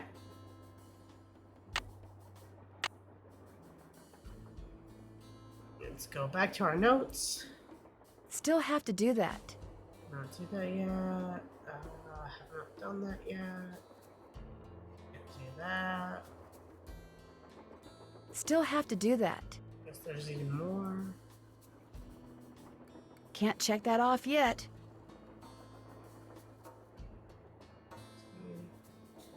Other symbols on the stove relate to the Can't check that symbols. off yet. Collect all the items. Still working on that. I'm done with that. Haven't done that yet. More of those. Figure out what to do with that dance step. Did that. Check. Finish Did that. Did I'm done with that. Okay, I guess I can call Bess back. Ask her if she figured it out yet. Hello? Hey, Bess, it's me. Got the name of those dancing shoes yet? Still working on it. Sadness. I discovered this cabinet full of old dolls in the caboose. Old dolls make my skin crawl. Whose were they? They belong to Jake's wife, Camille. Jake mentioned them in his letter to his niece. They could have been Jake's, you know. I mean, they never had a child of their own, right? So maybe after Camille died, he went a little bonkers. Oh, Bess. Hey, I'm just trying to think outside the box here, It's okay? true. Something it wouldn't hurt you to do from time to time, little Mickey Note imagination. You know, maybe I'll just put this paintbrush down, walk out that door, and let you do this all by yourself. No! You've got to keep painting. If I don't get this done by tomorrow, I'll be grounded for a month. I was just kidding about your imagination. It's wonderful. You're wonderful. Very, very wonderful. That's more like it. John Gray claims to have Camille's voice on tape. Really? Did you hear it? I heard a woman singing, but it was very faint. You heard an actual ghost? Bess, whatever I heard was barely audible. For all I know, it could have been a voice off the radio or something. Did the real Camille like to sing? According to Charlena, she did. Well, there you go. You heard a ghost. Oh, Bess, you are so gullible. Open-minded. Gullible. Charlena and Lori had this big, huge argument, and you'll never guess why. Lori called Charlena a hack. No. Charlena called Lori an airhead. No. Bess, she doesn't really want you to guess, okay? Tell us, Nan. Well, it seems that Lori sent Charlena a bunch of story ideas, one of which Charlena used in her latest book without telling or paying Lori. Charlena stole something Lori wrote? That's incredible. No, the fact that Lori wrote something that Charlena thought was worth stealing. That's what's incredible. It makes me think that Lori may not be quite as dumb as she looks. Yeah, In the same better keep room an with eye on her. her, Nan. If I told you that I needed a hint, what would you say? I'd say it's about time. I'd say fire away.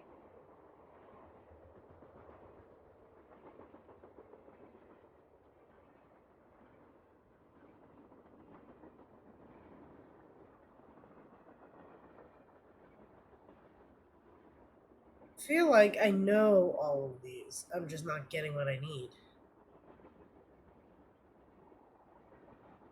Like, I need slugs for that.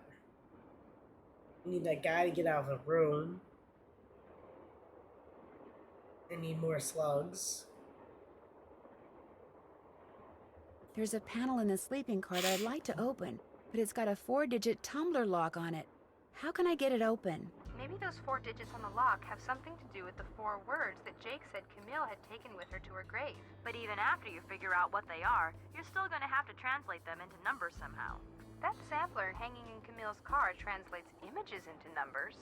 So maybe what you need to find is something that translates words into images. Know what I'd do if I were you? I'd go to Camille's car and sample some reading material. Great. Thanks, guys. We aim to please. Bye. Not helpful.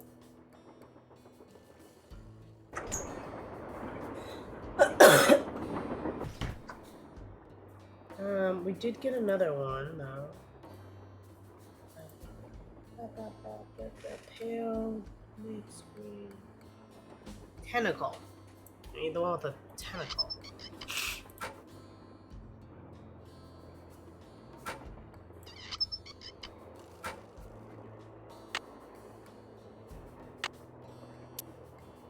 There we go.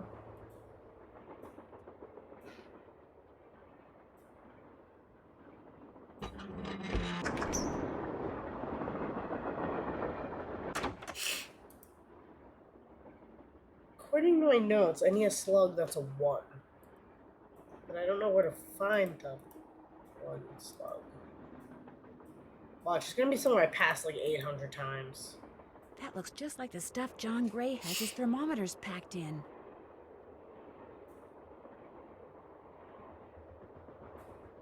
What's going on? You're the one who pulled that emergency brake, aren't you? Me? What, are you joking? You stole one of John Gray's thermometers and planted it at the scene. You're just some teenage nobody. I don't have to listen to this. You're right, you don't. Neither do the other passengers. But unless you give me a good reason not to, I think I'll tell them anyway. Look, maybe I was a little hasty, pointing a finger at the ghost guy like that. Maybe all those lies people have been spreading are starting to get to me. Maybe I thought it would help if I got a little positive press by solving a crime aboard a haunted train. Maybe I apologize. And, maybe you can see fit not to let any of this go beyond this room? Well, no harm done, I guess.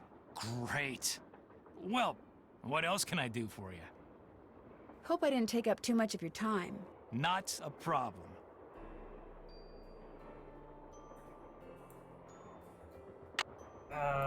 Another case solved? Still have to do that. Not that one. Finish that.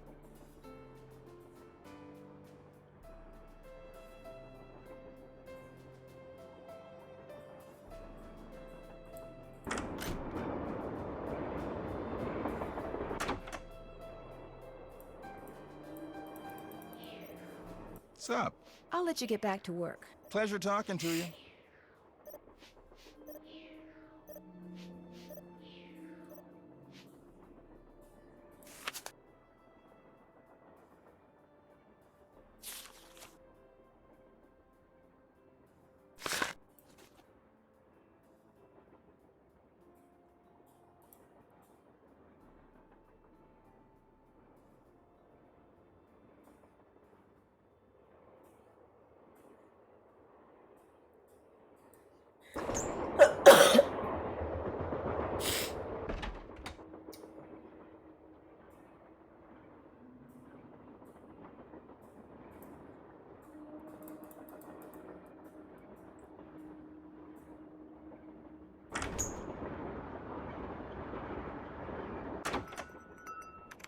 More questions? I'll let you get back to your writing. All right, then. Hey, how's it going? See you soon. You know where to find us. Yep, but apparently I'm having no luck getting anything.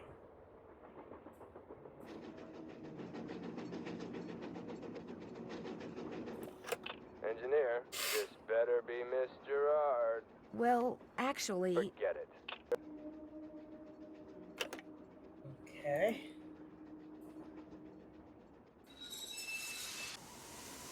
Oh, I can't be good. Uh-oh, that doesn't look Turn good. off, turn off, turn off, turn off.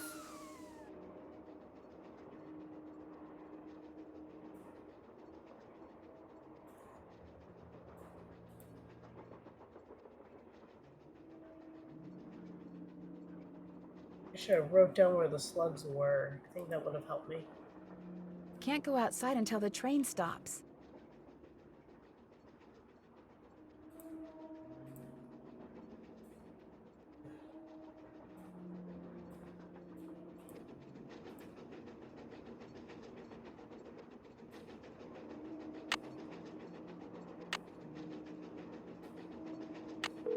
Come on, Bess, give me something. Hello? Me again. Just checking to see whether you were able to find out the name of those dancing shoes yet. Your wish is our command, but hang on to your hat. The name is a real mouthful. The shoes were made by Chaussette Chateauyan, Chaussettettes, Chatoyantes. That's French for shimmering socks. Apparently, if you were into dancing in the 1870s, that was the company to get your shoes from. Chaussette Chateauyan. Got it. Thanks, guys. Thanks for letting us help. Get this. It turns out that Tino Balducci pulled the emergency brake. Balducci did it? He framed John Gray so he could arrest him and get some positive press for himself. I think it finally dawned on him that he's not the great detective everyone thinks he is, and probably never will be. How pathetic can you get? Cute and pathetic. Just my type. Catch you later. Okay. Well, George, back to work.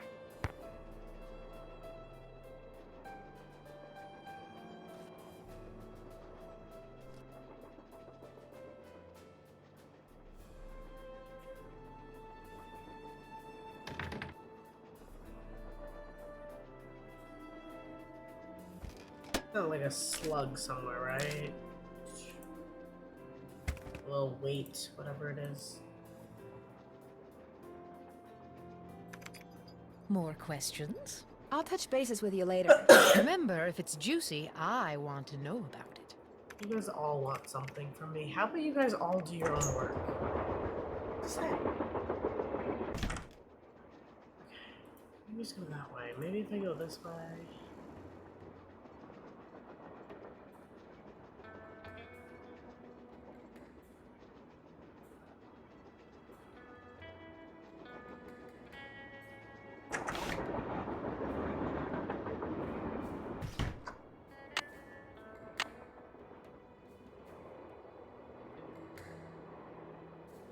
Haven't done that yet. I'm done with that. Okay, let's try playing these dolls in order again.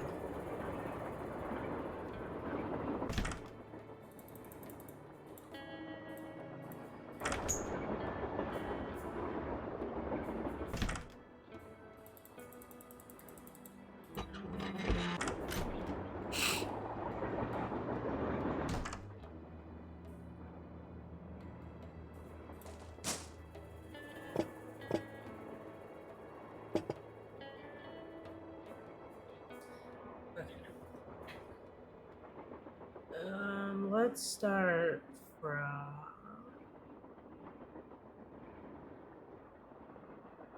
That one goes there. Let's see. Ursula is the one with red hair and the yellow dress. Sarah is the blue-green eyes. Edna is the one that says Mama. Mama. Yeah, that's this one. Goes after Sarah. Then it's Teddy, which is The one with the kilt. And then after Teddy is Sadie. Sadie's the one with the 2 left feet.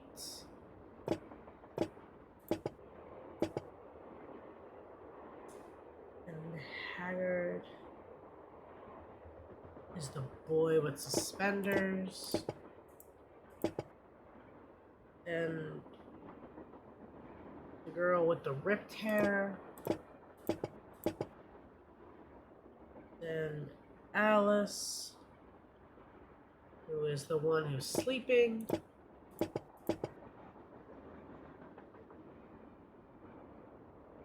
And Tina, the one that's broken. There we go. Oh, sweet. What we needed. These are cute.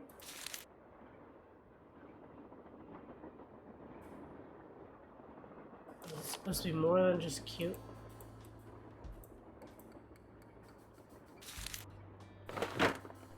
We got more slugs though, so that moves us forward again.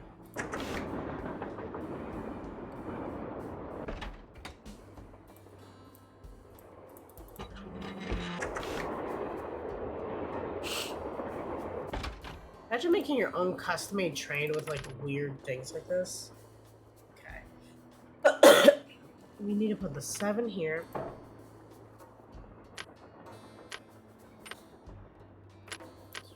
One, 2.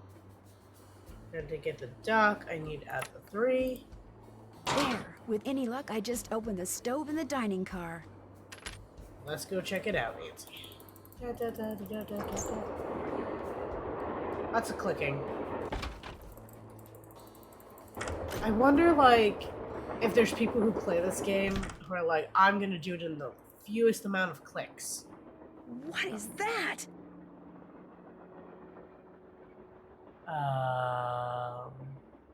Bubbles?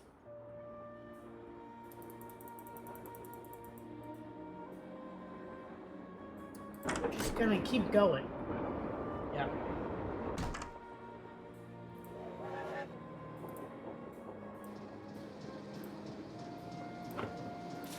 James Thurston. I hereby agree to pay James Thurston the sum of $9 per week plus room and board in return for his services as the engineer of my train.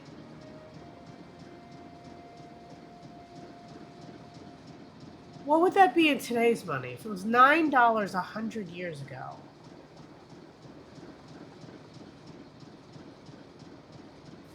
Huh. We learned his name. Hey, how's it going? I think I know the name of Jake Hurley's engineer. James Thurston. Great! What else do you know about him? That's Well, nothing.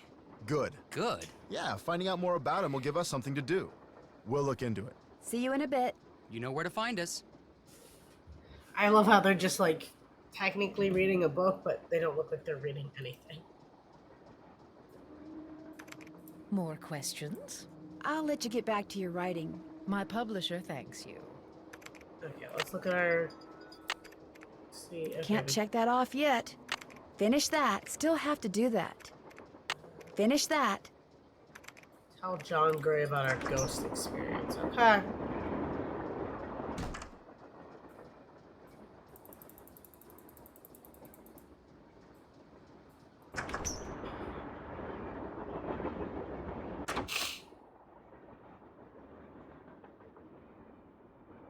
$160.89 per week, plus room and board. I mean, that means like, right, all his meals are covered and all that.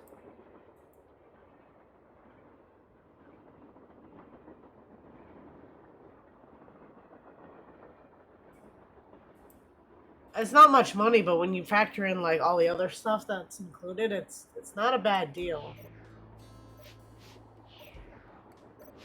Sickly Sarah caught a germ so new, it made one of her pretty green eyes turn blue. Isn't that cute? What's up? I saw a bunch of weird glowing lights outside the window of the sleeping car. Really? Actually, I'm not surprised. Yeah, the game came out in what, '05? But that letter was dated what, 1898, something like that? Had a year on it. Charlena said Jake Hurley used to see them too, only he attributed them to his dead wife, Camille. They're probably some form of piezoelectricity. See, my guess is quartz crystals in the ground are being compressed as the train passes over them, and the resulting voltage, called piezoelectricity, is manifesting itself as glowing lights, probably because of some quirk in the train's shape or in the composition of the metals used in its construction. It was custom built, remember? See, now that's the science behind it. I don't know. I'm back on board with this guy again. So it's a natural phenomenon, not a ghostly one? Take it from me. Old Mother Nature is capable of some pretty scary stuff. 277.90, and that's with 1913. The earliest calculator I could find.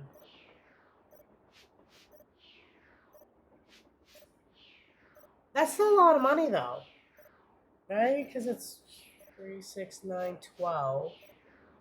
Right, it's about $1,200 a month.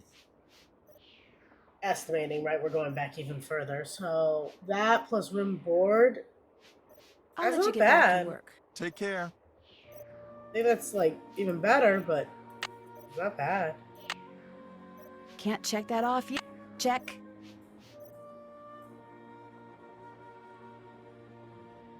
That's a 2,987.79% inflation rate. And we know it's Colorado, so it is American money, so it's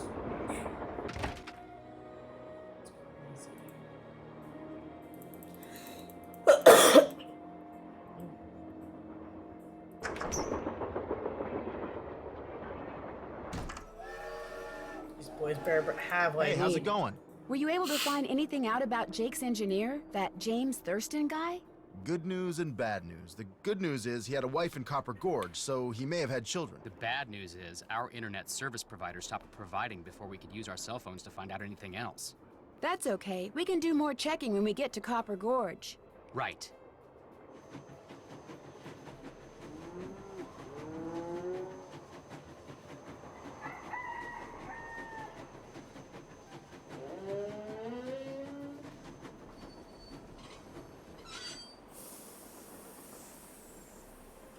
Yeah, we're in Colorado.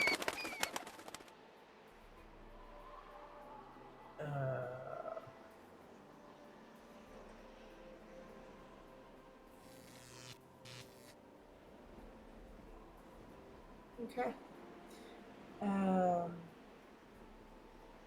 I am going to take a quick bathroom break, so I will be right back.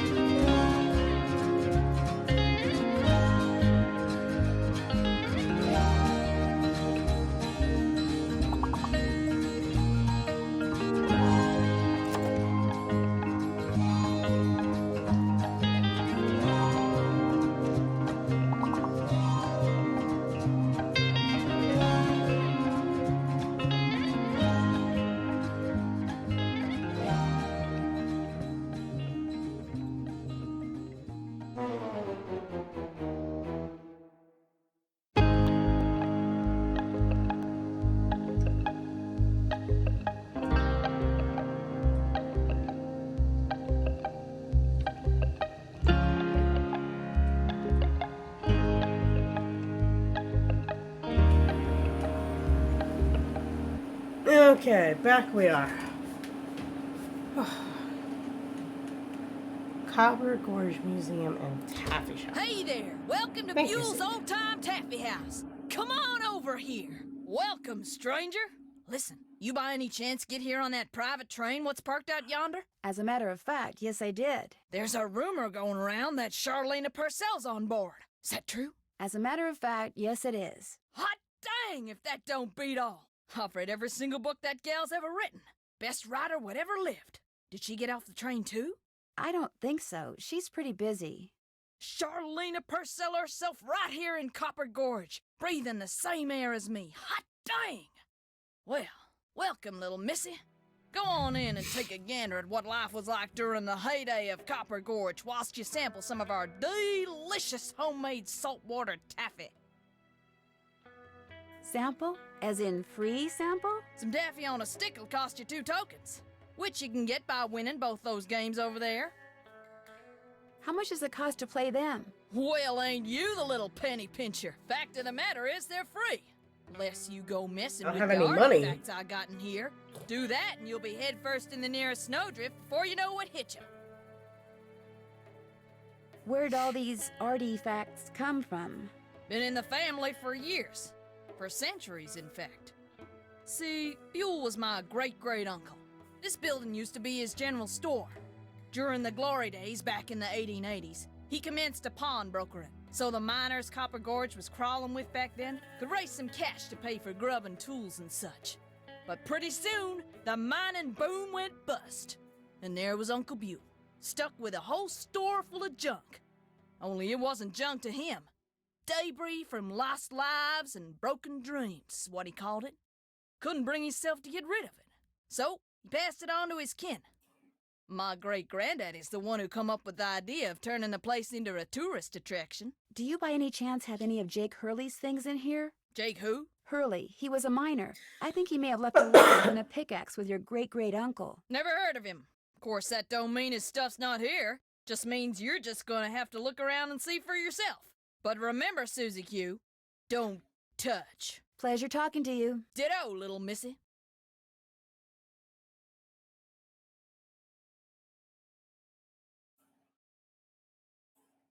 Something tells me I better not go in there without permission. This looks just like the insignia I saw on the train. I'll bet this was Jake's trunk. If this was his trunk, maybe the pickaxe and lamp that I need are inside.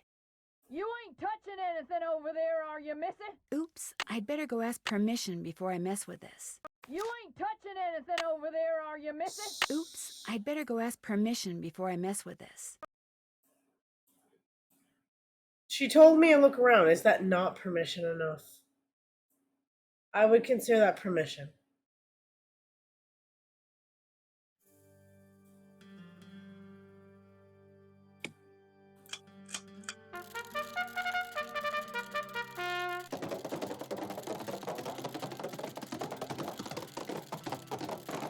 No! No! Loser. Is it like random?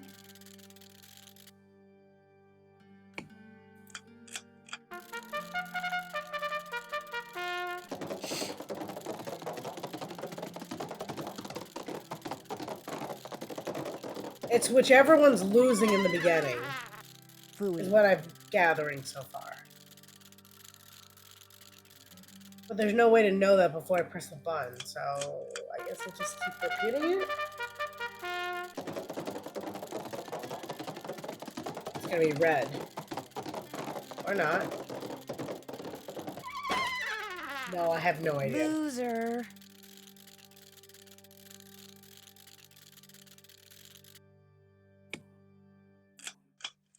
Eventually it has to win, right? If it's random. Come on, green. Come on, come on, go, go, go, go, go! Yay! I won that time. Yeah, I think it's random. Yeah, I got a token.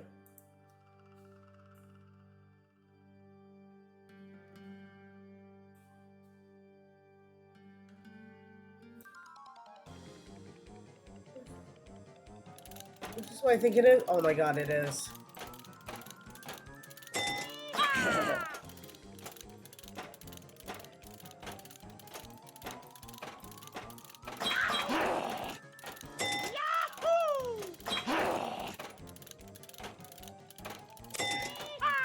Come on, donkey!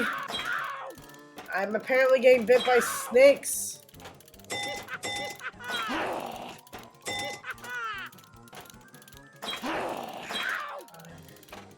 Come on.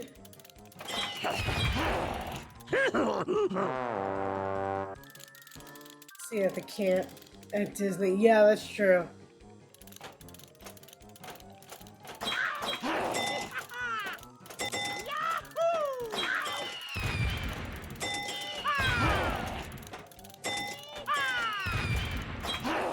Ugh.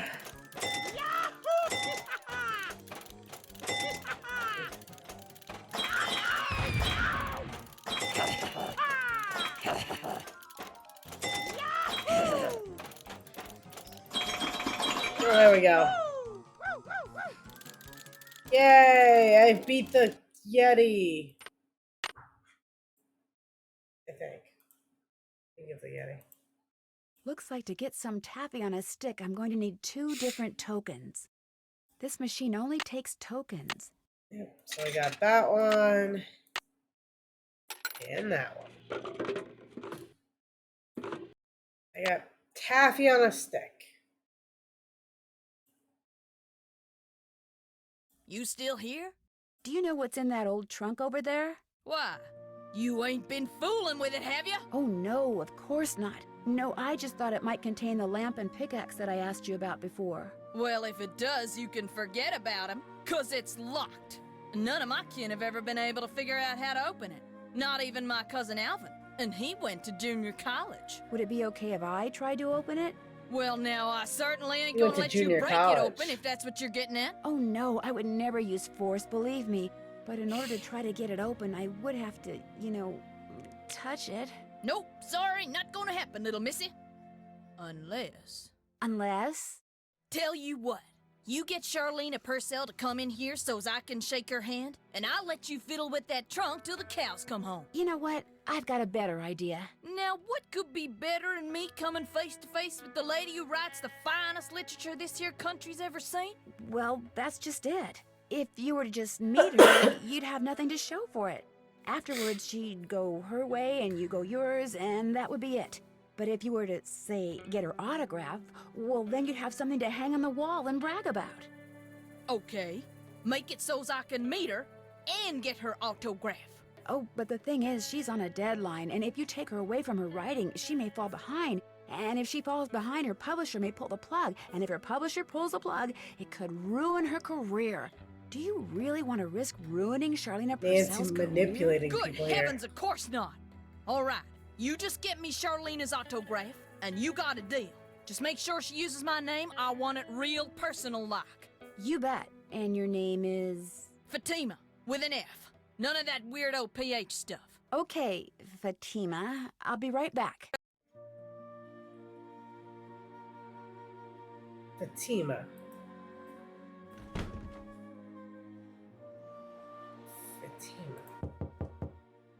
Yes, You startled me. Do you work here? I do. Are you looking for someone? Yes, Camille Hurley. She died back in the 1800s. Ah, Camille. Beautiful crypt, wonderful view, good drainage. Whoever buried her must have loved her very much. May I go inside it? You may, but unfortunately you can't. Why not? I accidentally dropped the key down the grate that's in front of the crypt. If you can retrieve it, you can keep it. I'm having another one made. But if you do go into the crypt, just remember, you won't be alone.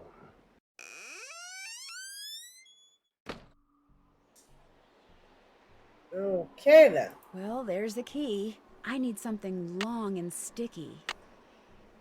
Nancy. Not the right words. Gotcha.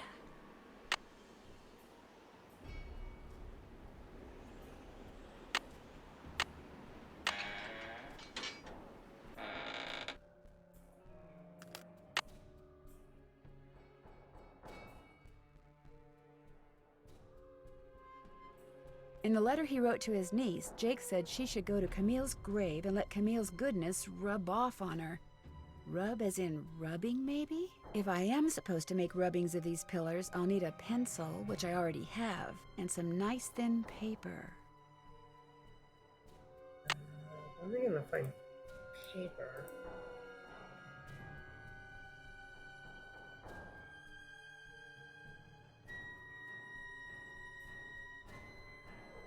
Hey nerd, what's up? Oh, and Heartless, you're here too. Sorry, I looked away for a second.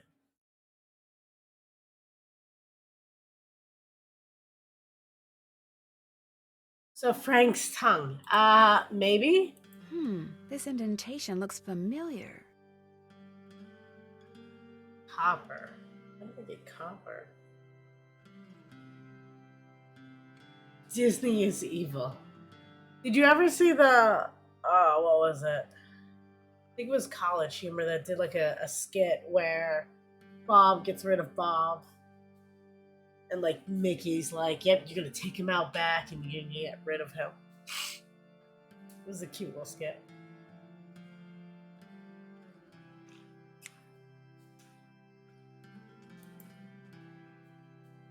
But how is everyone? What's everyone up to?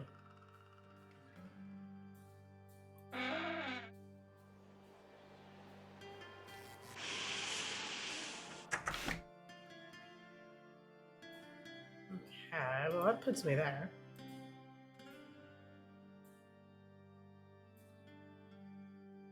I can't turn that way. The boy's not there? Oh, they're not there. That's kind of strange. More questions? I met a huge friend of yours in town who'd really, really like your autograph. An autographed picture would be even better. Imagine that, me having fans way out here in the boonies. Well, I'm sure I have a picture around here somewhere. But what I don't have is a pen. Usually I just ask my assistant for one. I have a pencil here somewhere. A pencil won't do, dear. It has to be ink. See if you can borrow a pen from somebody. I have to find somebody who'll give me a pen.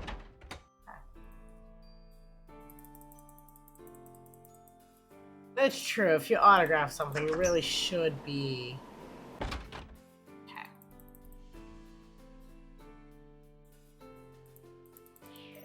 What's up? I really, really need a pen. Could I borrow one from you? Sorry. I'll let you get back to work. Sorry. Goodbye. No reason behind it. Just sorry. Next time, maybe I will blast your ears out with the piano. Just said. What's going on? Do you by any chance have a pen I could borrow? Why, I'm surprised at you. Don't you know that every detective should carry a pen? Actually, I carry a pencil. Well, as it happens, I got lots of pens. Tell you what, if you can play that Leaping Lizards game I found over there and do better than I did when I played it, which shouldn't be that hard seeing as how smart you are, I'll give you a pen. What do you say? Sounds good to me. Okay, the object of the game is to get rid of as many lizards as you can by jumping them with other lizards until you can't jump anymore. Last time I played, I wound up with just 5 lizards. If you can wind up with only 4, the pen's yours. This makes me think of the pyramid with the pegs. Can I borrow a pen? No. Credits. That's exactly how it happened.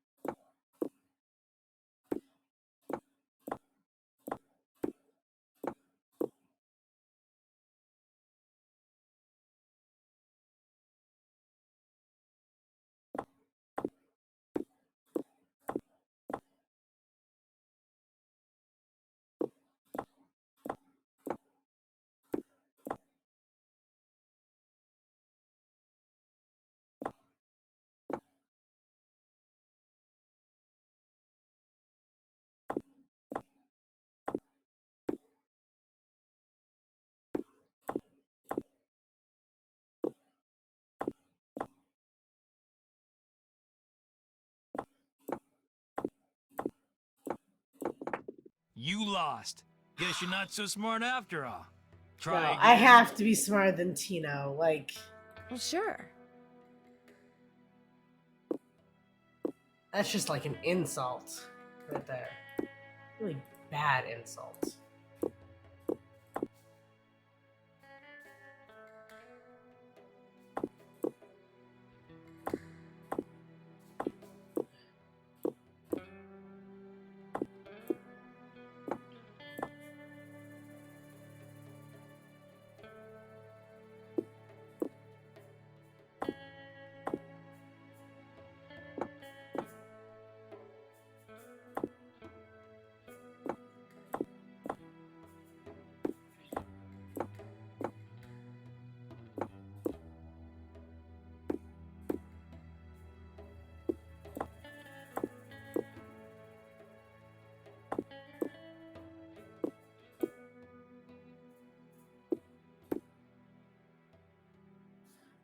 I feel like this one's gonna be worse.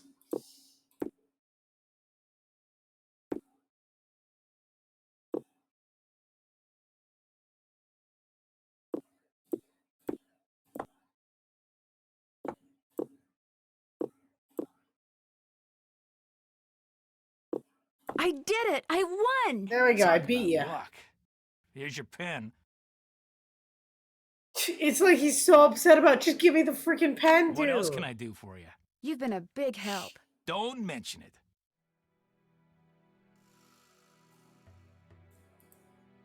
It's not checkers though, because you don't have an opponent. It's just you jumping over yourself.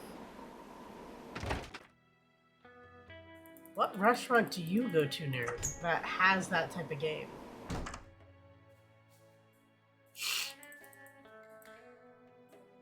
It's like a shitty big pen too.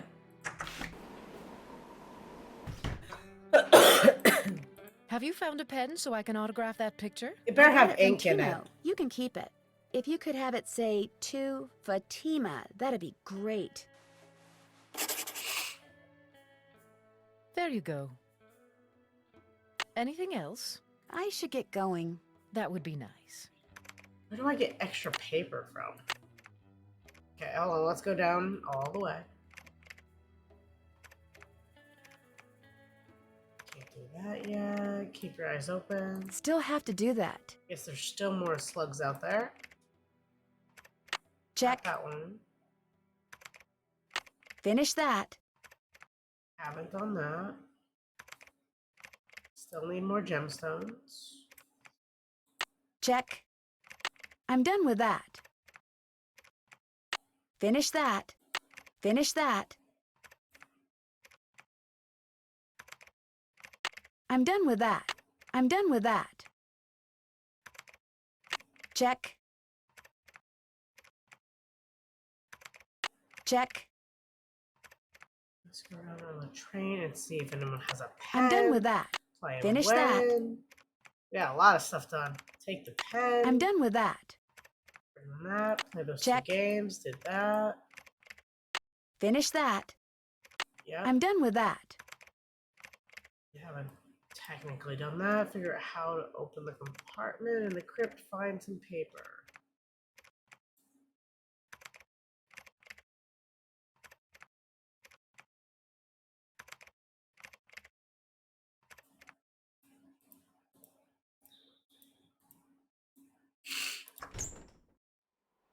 Guess we're gonna have to see what's in the thing.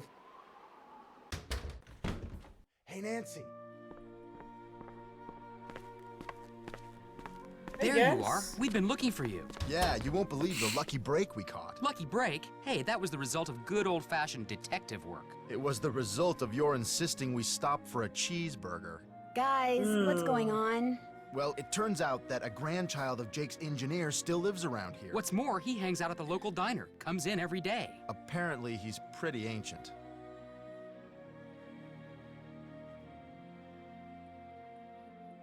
Did you talk to him? Not yet. The thing is, the owner of the diner wouldn't agree to point the guy out unless one of us fills in for his short-order cook. He's got to go home and wait for the cable guy or something. And since Joe here barely knows how to boil water, guess who got the job? Way to go, Frank. Oh, and get this. Balducci convinced Lori that Jake's mine is somewhere right here in Copper Gorge, so he, Lori, and John Gray are hiking up the mountain out there even as we speak. Like that bumblebrain's gonna find anything. Sounds like now might be a good time to do some serious poking around on the train. Good thought. Hey, I better get going. Wish me luck. I'll go with you. You can make me a cheeseburger. In all fairness, that would be me too. Got that autograph? Got something better, an autographed picture. Hot dang! She spelled my name right and everything. Go ahead, little missy. I want a Have a go with that cheeseburger. trunk. Whatever's inside, it's all yours. Steve, want to start up the prediction of who we think the culprit is? This indentation looks familiar. Let's see.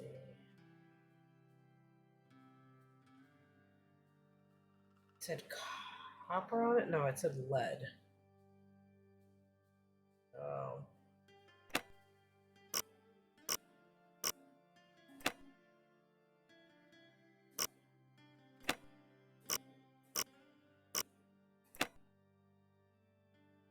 Oh, no worries.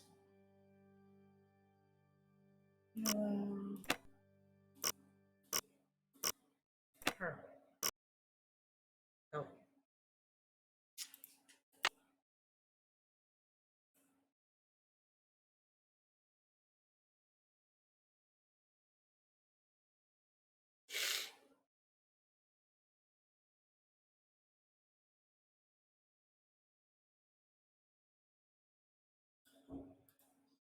Guess we'll have to look at that. There we go. Aw, hung it up and everything.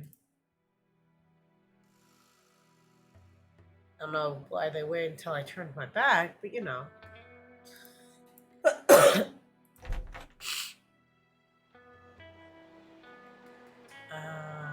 Let's poke around on the train.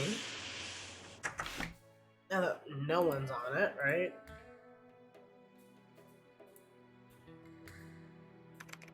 Or not. More questions? You didn't go on Tino's expedition to Jake's mine? Please. The man barely knows where his head is. If he's the one who finds that mine, I'll eat my laptop. I'll touch bases with you later. Remember, if it's juicy, I want to know about it.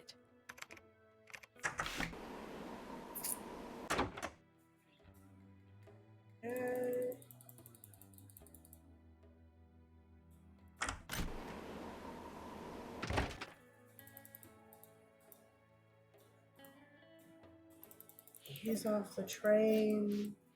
I apparently can't go through his stuff, but I can finally play that music on the keys. Let's see.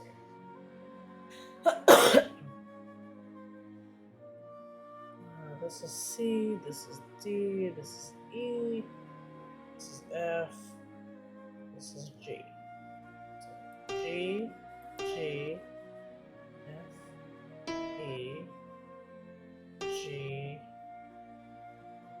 A, G, E, E, D, F, E, E, C. A spyglass. Perfect. I bet it's the one I need for Jake's projector. So I got that.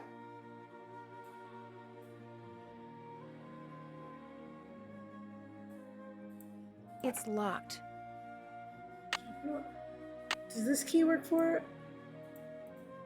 How do I unlock it? Nancy, give me something here.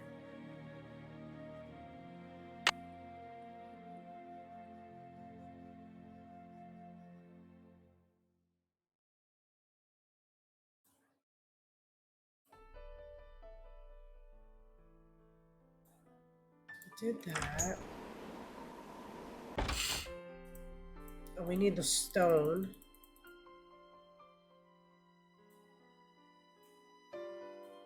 Take that.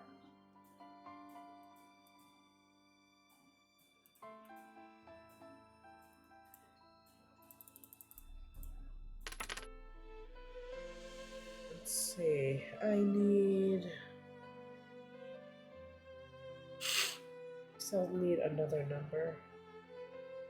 I need 1, 2, 3, 8, yep, and then 6 and 10. I don't have 10.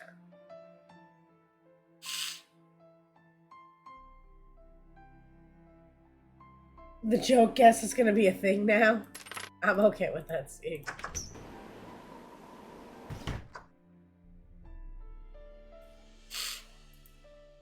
Got a new stone. That one's the purple one, which is amethyst, and it goes with the fin. Fin.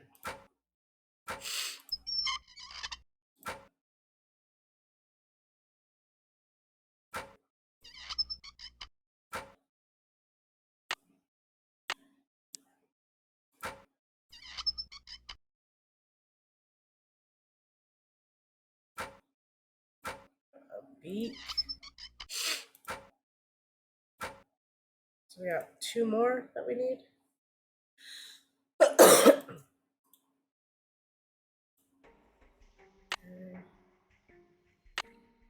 This goes here. Still need the lamp, which I don't If have. I had a lamp, this is where I'd put it. Let's check Lori's room.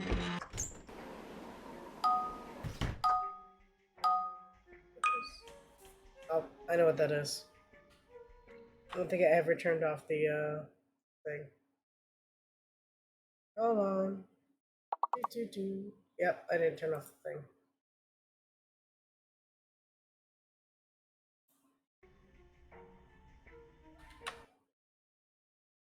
And now I need to minimize it. There we go. That should fix it all. Perfect. Why is Lori not there? She was supposed to be there. Yes?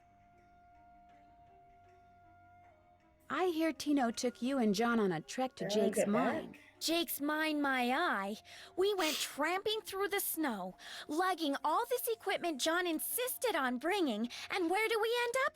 At this teeny tiny, half-rotten, tumble-down outhouse. He led you to an outhouse? Well, he said it was the opening to a mine shaft, but then John said if it was, shouldn't the hole be going into the mountain instead of just down? So they stood there arguing until Tino finally grabbed a shovel, went inside, and started digging. What he found was definitely not gold. What did John say? He called Tino a moron, and a whole lot of other things I'd rather not repeat. We'll talk some more later. You go, girl. That's nasty. Just no. No, thank you.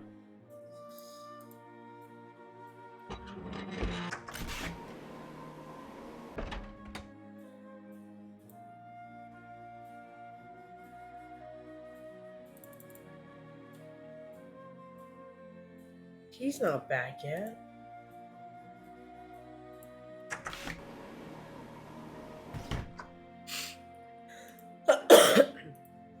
No, but he is. Interesting. What's up? I hear Tino took you and Lori for a little hike today.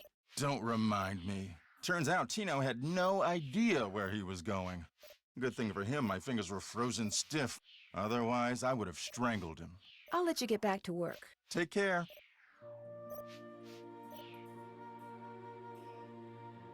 Interesting. And yet he's not back.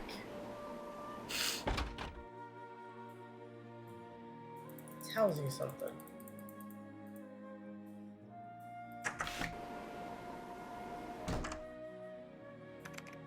More questions? Well, I'll let you go. That would be nice.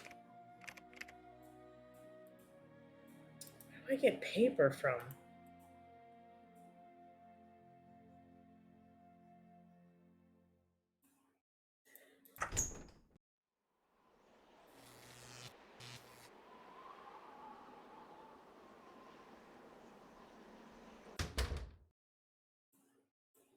Welcome back. It was fun talking to you. Ditto, little missy.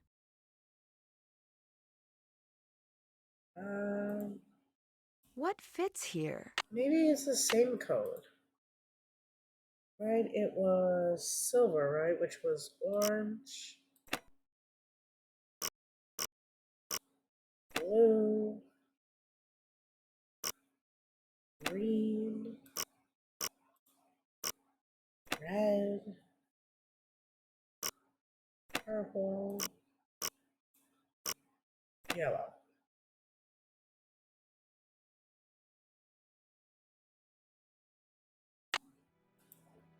Nothing.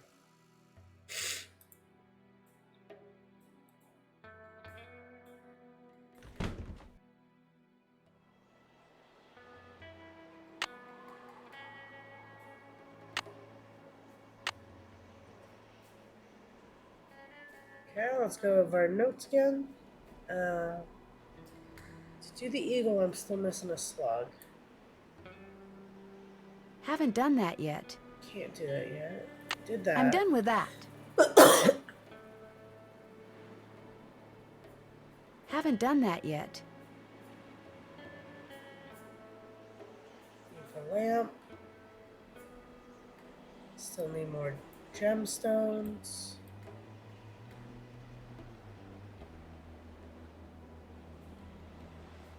Finish Need that. the autograph. Still have to do that. Still have to do that. Haven't done that yet. Still have to do that.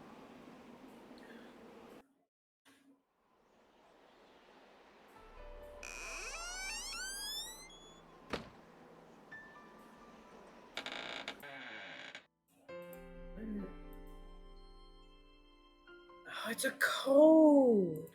PB. CU. So copper's green, red, purple, yellow, orange. CU. Got it, got it. I'm on to a clue here. So that was green, red, purple, yellow, orange, blue.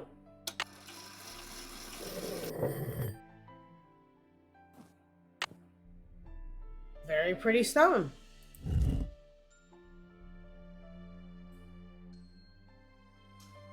That means the other one. Okay, I'm on to something here. Back on track. High speed. Ish. For being sick, it's high speed. Okay, so it's red, green,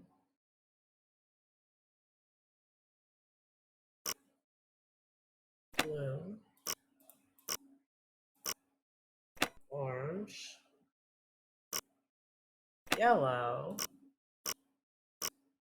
purple. Well, here's Jake's lamp. Perfect. Another Ah! slug. Could come in handy. But where's his pickaxe? Do I need to talk to him? Welcome back. Have you by any chance ever come across a pickaxe that had the initials JH carved into it? Why? Because it used to belong to Jake Hurley, and I really, really need it. I thought it would be in that old trunk, but it wasn't. You got that trunk open? Wait till I tell Cousin Alvin. He thinks he's so smart. As for that pickaxe, so happens I got it upstairs in my kitchen. Use it to open the coconuts Aunt Lucy sends me every year from Hawaii. Do you think I could have it? Why, no, you can't have it. How would I open them coconuts? Hey, I could have just gotten you Charlena's autograph, but instead I got you an autographed picture, which is way better. You owe me. Ah, okay. I'll let you have the pickaxe. After you do something for me. Like what? I got a bunch of taffy over there what needs sorting. Just follow the directions that are posted by the machine. Them belts get moving pretty fast, so you gotta keep your wits about you. While you're doing that, I'll fetch that pickaxe. You got a deal. And I'm gonna save, because I haven't saved in ever.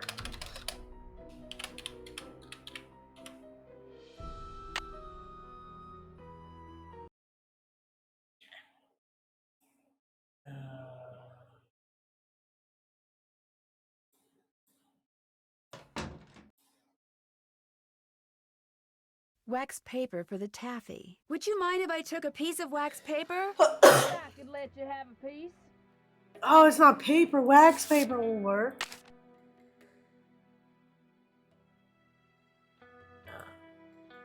Okay, so banana, yellow, mango, orange, strawberry. Apple is green. Blueberry, grape. And then anything else is a reject. I have a bad feeling. That's a reject. Reject. Reject. Reject. What? I missed one?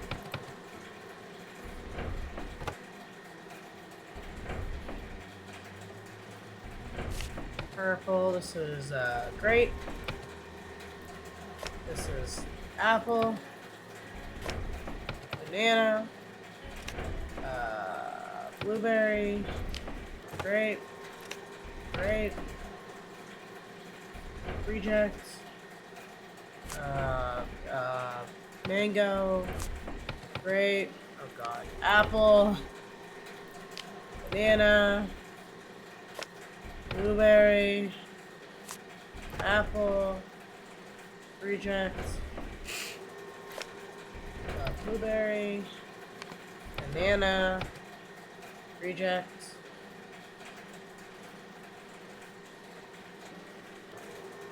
I did it!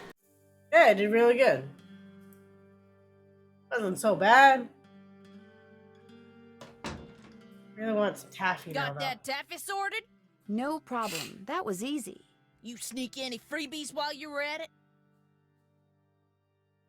It was pretty tempting, but nope, I I sure would ate didn't. the rejects. Well, ain't you the goody two-shoes? Truth is, wouldn't have minded too much if you had, long as you fessed up to it. Here's the pickaxe. Aww. Cracked the handle pretty bad on the last batch of coconuts. You sure you want it? Positive. There you go. Don't hurt yourself. I won't. Thank you. Okay, we got that. Hello? Hey, it's Frank. I'm in the kitchen of the diner playing short order cook.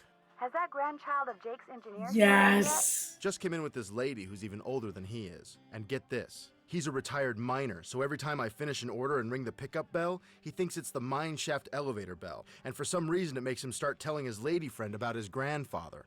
You mean you ring the bell and he starts talking about It Jake's is birthday? Frank. Exactly. Of course, 5 seconds later, he's rambling on about something totally unrelated, but I just fill an order, ring the bell, and ding, he picks up right where he left off. That is, unless I fill the order wrong and the waitress chews me out. She's got a voice like a chainsaw. Very distracting. Sounds like you better keep your ears open and your nose to the grindstone. I am. Just wanted to keep you posted. Well, good luck. Thanks. Talk to you soon. I love these ones. Okay, a volcano burger. Onion, jalapeno, hot mustard. So, hot mustard.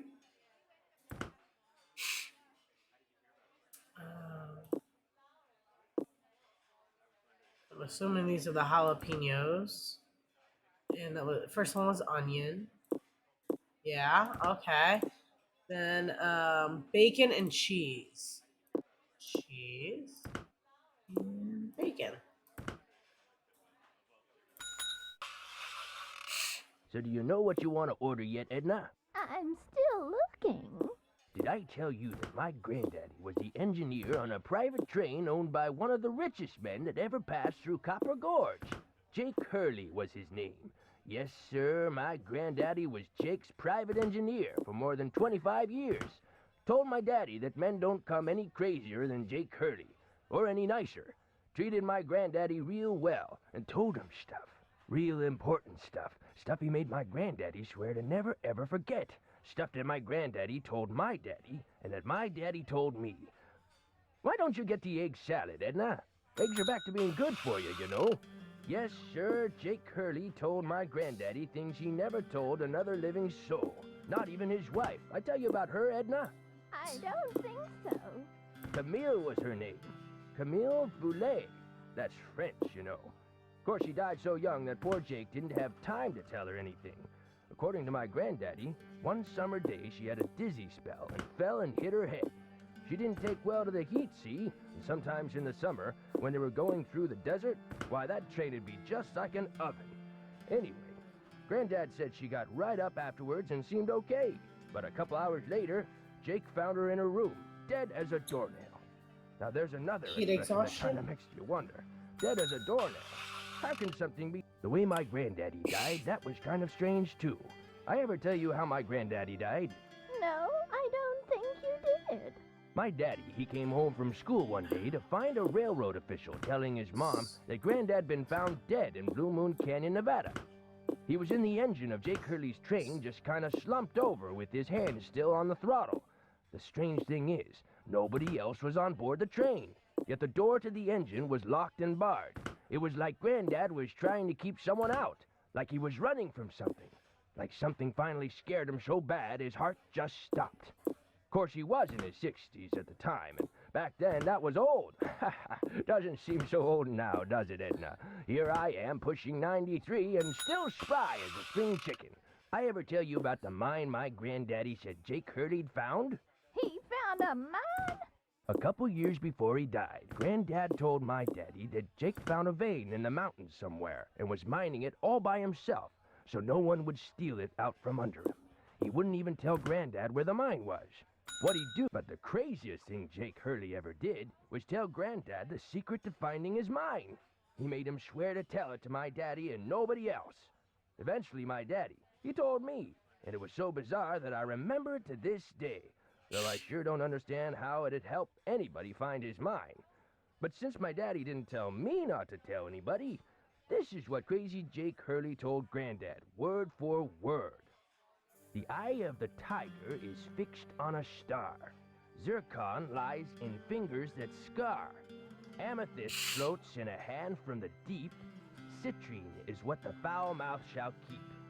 Tourmaline by a soft arm is ensnared. Peridot rests at the foot of the mare. The eye of the tiger is fixed on a star. Zircon lies in fingers that scar. Amethyst floats in a hand from the deep. Citrine is what the foul mouth shall keep. Tourmaline by a soft arm is ensnared. Peridot rests at the foot of the mare? Frank, are you sure that's what he said? I'm positive. Are you sure that's all he said? Look, this guy was old, okay? I mean, we're talking Jurassic. And guys that old don't joke around. They don't have time to. What you just heard is what I heard, word for word. Got anything else? I almost forgot. You gotta check this out. It's just an old letter, Frank. You bet it's an old letter. From Samuel Clemens. Oh my gosh, where'd you get this? I found it in the caboose. Apparently he and Jake were pen pals. Wish I had a famous writer for a pen pal.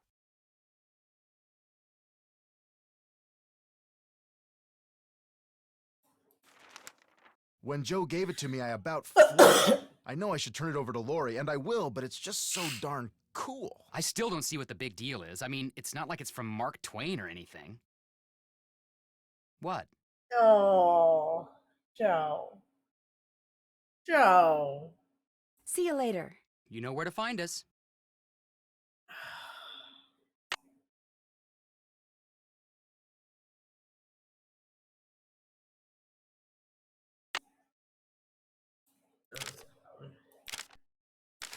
It definitely wasn't.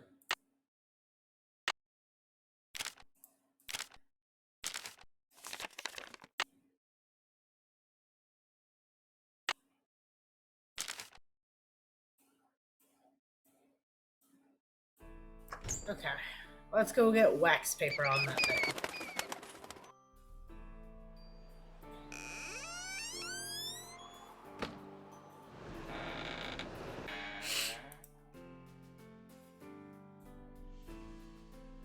Okay, wax paper and a pencil.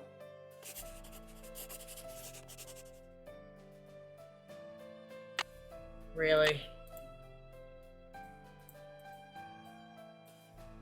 Oh, it's only part of it, that's right.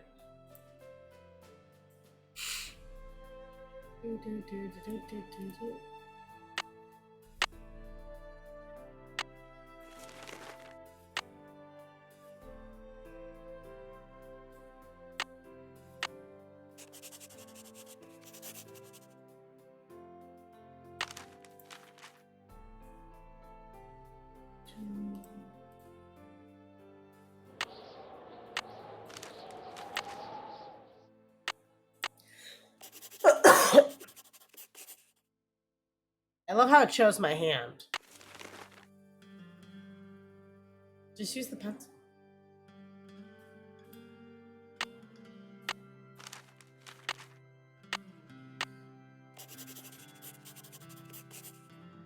Wisdom, charity, purity, eternity.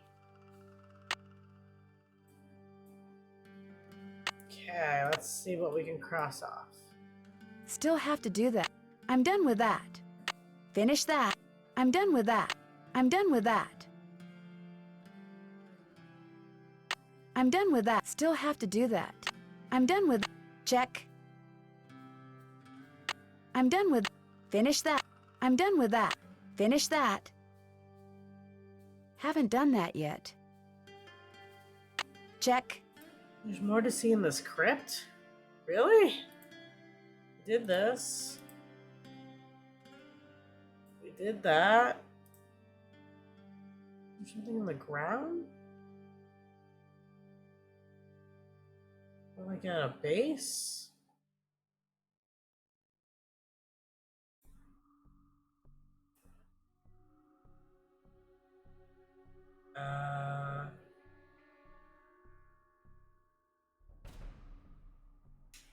Okay. The walls have something on that? I mean, that's where the slug was. I got the slug.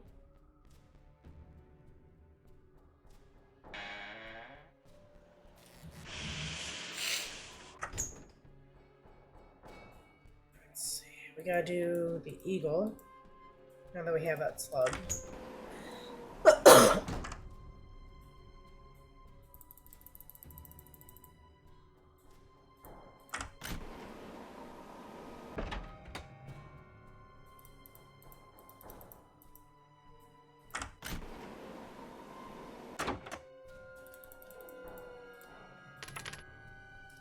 So we've got 6, 10, 2, 3.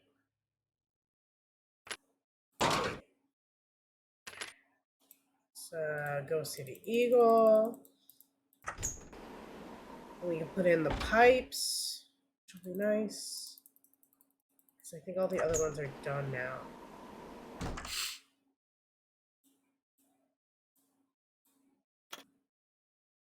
So that is 7, 9, 6, 3. More pipes. Why am I not surprised? Oh, come on, Nancy. You knew that's what this was going to be. Get all upset.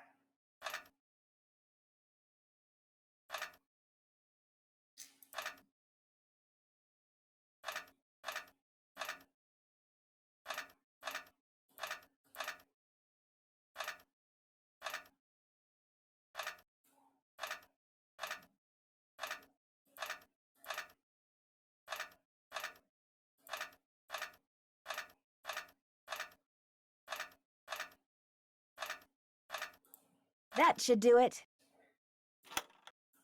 That should be all the pipes now. So we can do both of these things, I think, at the same time.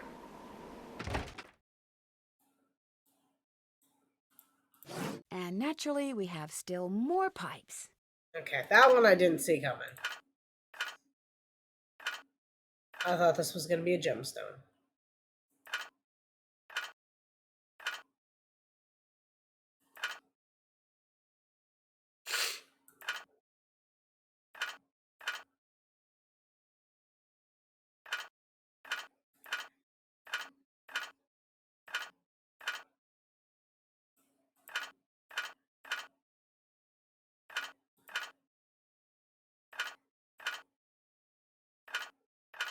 There, that looks right.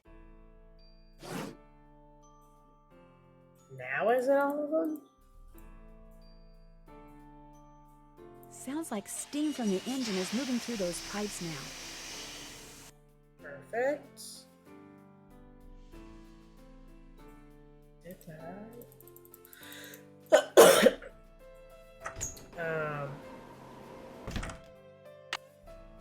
Got another stone, and we got a thing.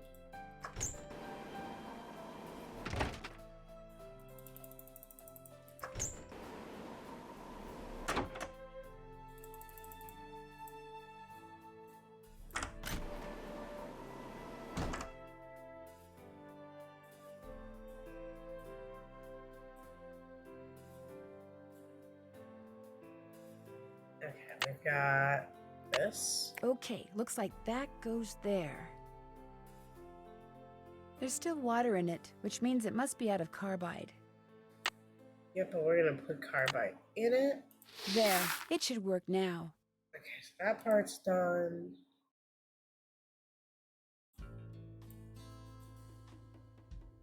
I have a bad feeling about this pickaxe, but here we go.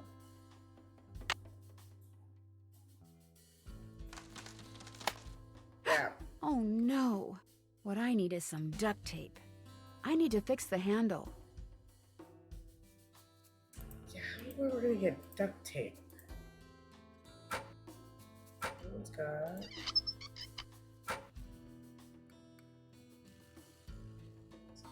Beak is.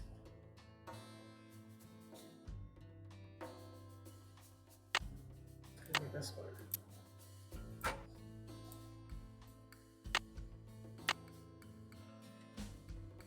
Do that. Finish that.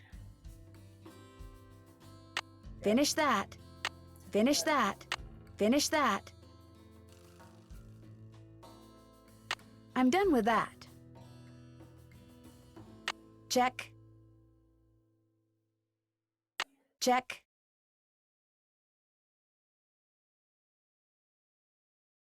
Haven't done that yet. That's right, we still need one more. Check. Do that. Check. Got all of those. I'm done with that. Finish that. Nice, okay. We're flying. Now I need duct tape. I don't think it's Lori, but she is the closest, and I don't want it to be her and then have to go all the way back. Yes? Do you know if there's any duct tape around here? Duct tape? Duct tape. Nope, afraid not. Sorry. Guess I better get to work. As soon as you figure it out, let me know.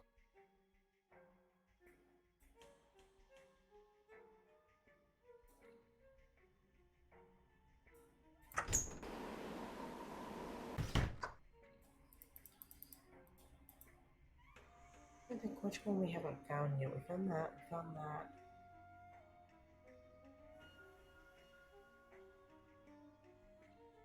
We haven't found Zircon. I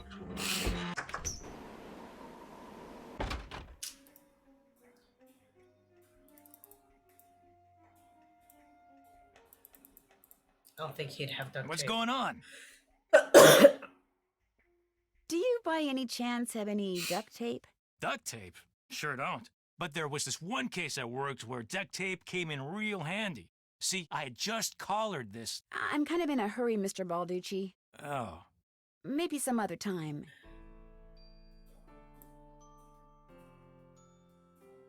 I didn't ask for the practical uses of duct tape. I said, do you have any? Oh, I felt like Nancy could have listened to a story, but I get why she did it. What's up? Would you by any chance have any duct tape? Got some right there in my gearbox. That's the good news. The bad news is, I can't open the box. It's an antique lockbox that I found in this abandoned monastery I scoped out on my show last year. You can open it with either the key, which I just discovered I forgot to bring with me, or the combination, which you're supposed to be able to figure out just by looking at the box. Fortunately, I didn't put anything critical in there. I've never tried to open it without the key, but if you want that duct tape, go ahead and give it a shot. Thanks, I think I will. If you get it open, the duct tape's all yours. There's an image on each of those buttons. They tell a story, maybe? I bet the animals should start from the left shore. Okay. And,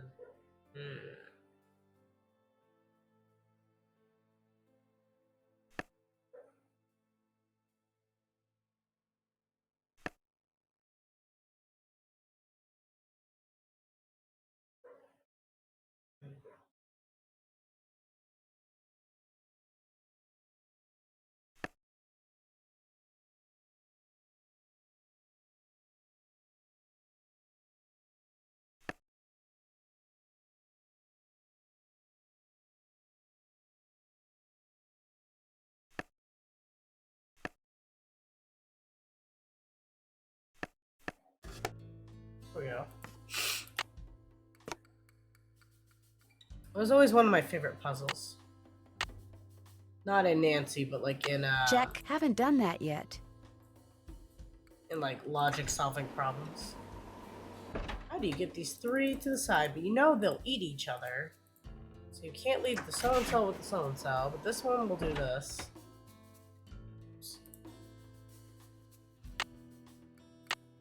There.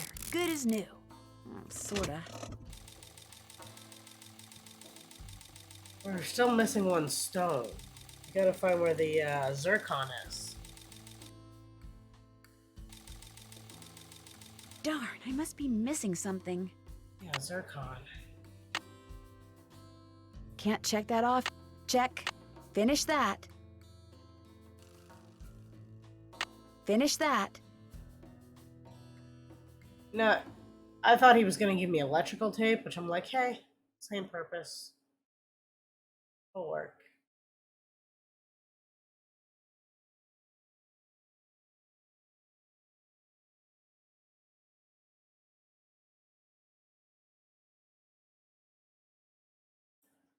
Being the fact that I feel like everything has led to this point, I've probably walked by the zircon multiple times and just don't know where it was. So let's think about this. I have found one in the crypt. There was one in Tino's room.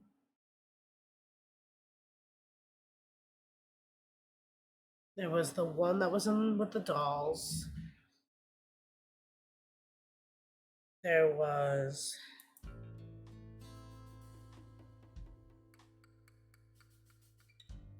trying to think this through.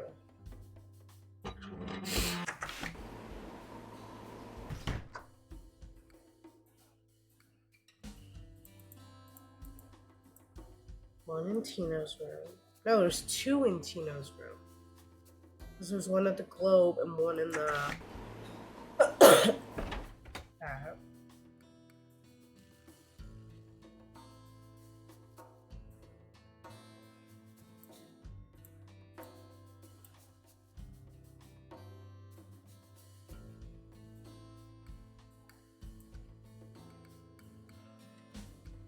What's this? Teddy Eberhardt.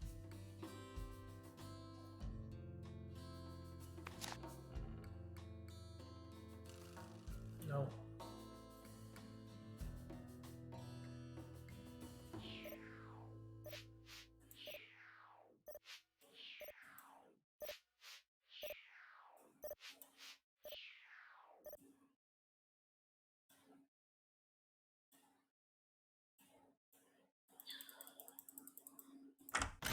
There was one in the eye.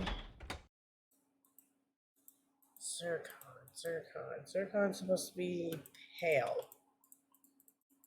Is what I wrote in my notes anyway. That was a note. More questions? Well, I'll let you go. That would be nice. Hey, how's it going? See you soon. You know where to find us.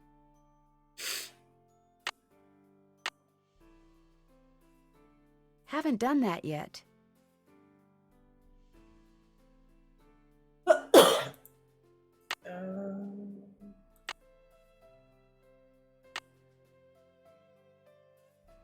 doubt she's gonna know where to look.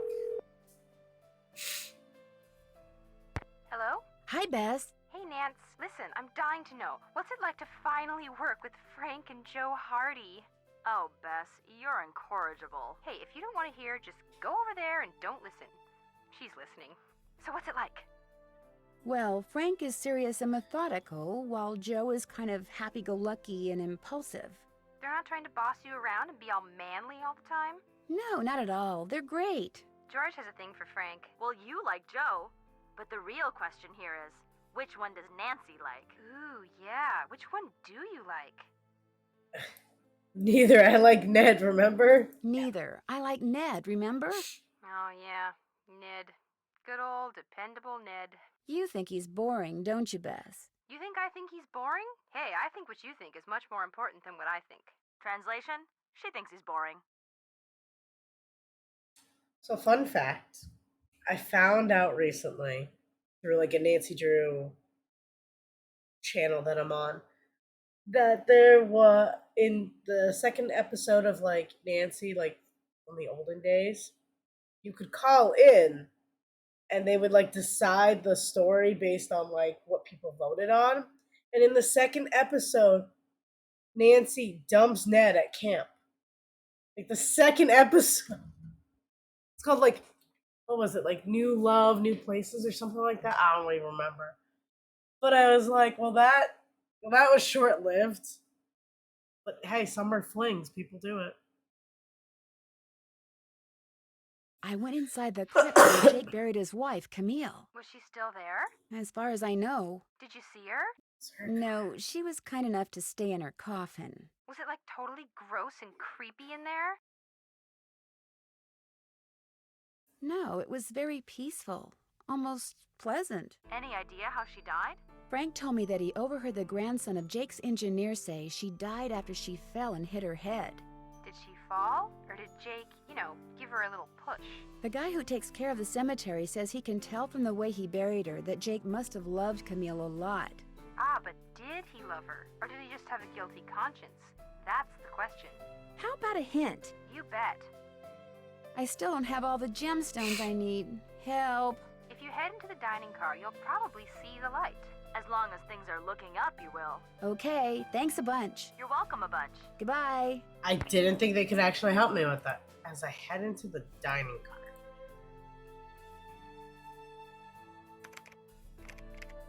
Is that a light? This is not the dining car, is it? Which one's the dining car? No, that has to be this one.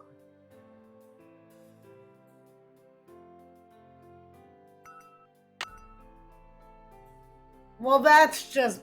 I'm angry.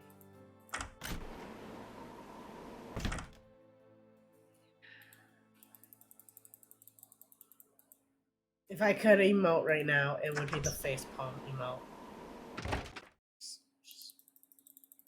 Just saying.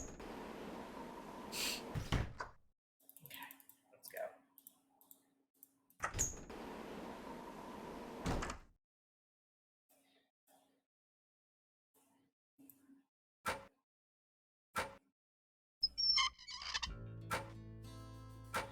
That one.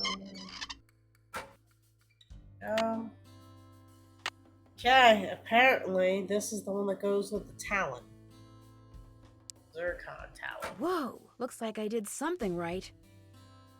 Okay.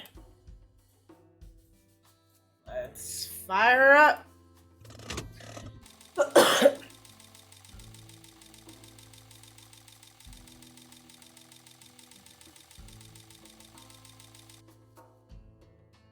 And we have liftoff.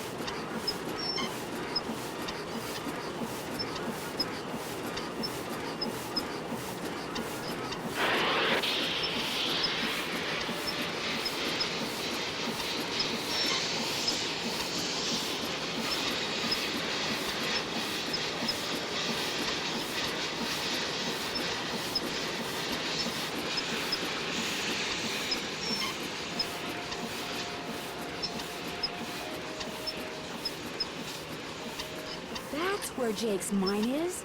Brimstone Canyon. Don't you look all excited. What's up? I think I know where Jake's mine is. Tell the engineer to head for a place in Nevada called Brimstone Canyon. Way to go! I knew you could do it, Francie. Not Francie, Nancy. Here's the deal. When we get there, I'm going to make sure that you get to be the first one to check out the mine. I'll call everyone together in the dining car, and while we're in there, you slip off the train. Will 10 minutes be enough of a head start? You don't have to give me a head start. Think of it as your reward. Of course, anything you find in the mine is, well, mine. So if I find out that you've taken something without telling me, let's just say things could get ugly. I wouldn't get your hopes up too high. The mine might be totally worthless, you know. I know, but I have the feeling that thanks to you, we are about to discover something huge. Great job, Amy. Thank you. She just gives up. She's like, I'm now Amy. Transversing all these states. Really?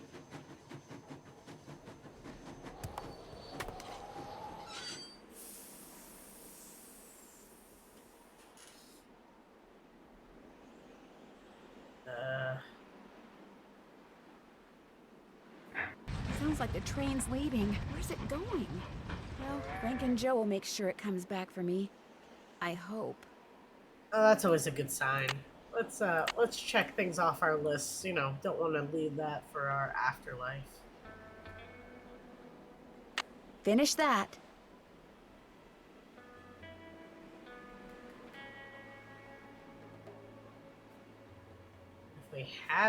We have checked off so many things. Finish that. Finish that. Check. Still have to do that.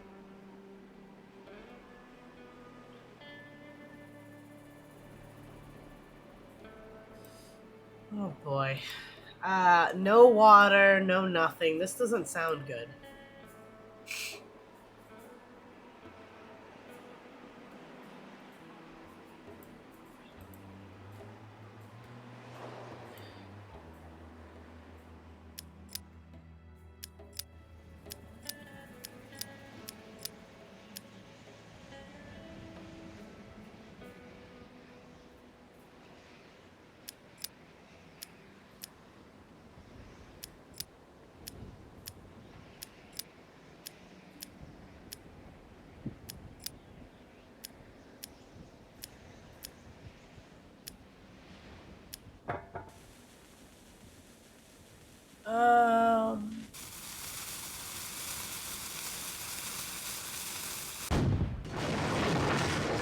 Whoa!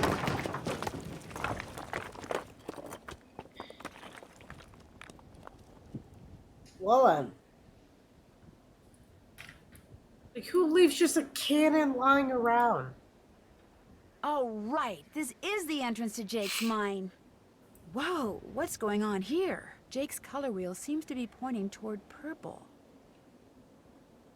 Wow, glowing lizards. Cool. But weird.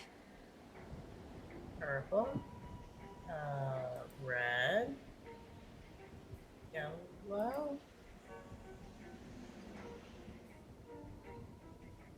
Purple. Wonder what that's doing there.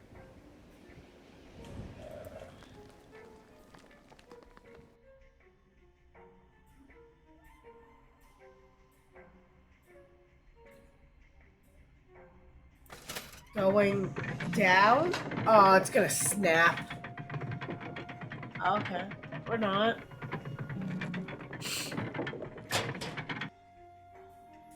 Orange.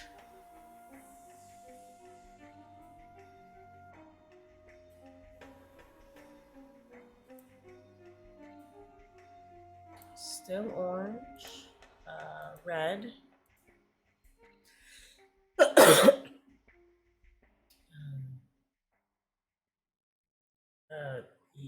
Yellow. Green.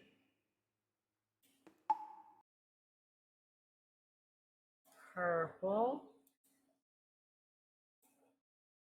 Another symbol. Uh-oh. There's some kind of chamber on the other side of those poles. But if I move the wrong one, the ceiling will collapse. Jake was too meticulous not to have left a clue somewhere as to how you're supposed to move them. I wonder if it has something to do with those symbols I saw before. Okay, let's look at our notes. I've got this one. I've seen that symbol before. Okay, so far so good. And I have this one.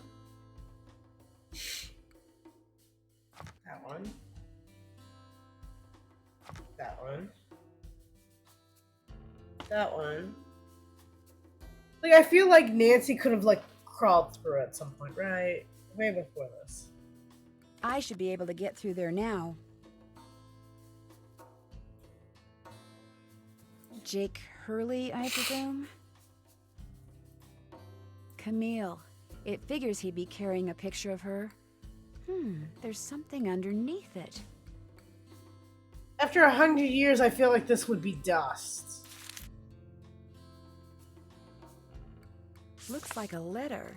April 14th, 1865. Believe me, Jake, my boy, I can think of nothing more pleasant than touring the westward your private train, but much as I would like to accept your invitation, the duties and responsibilities of my office forbid it. I cannot leave Washington until this terrible war. What war was in 1865? Was that the Civil War? Is over and the states are united once more. Yeah, that's definitely Civil War.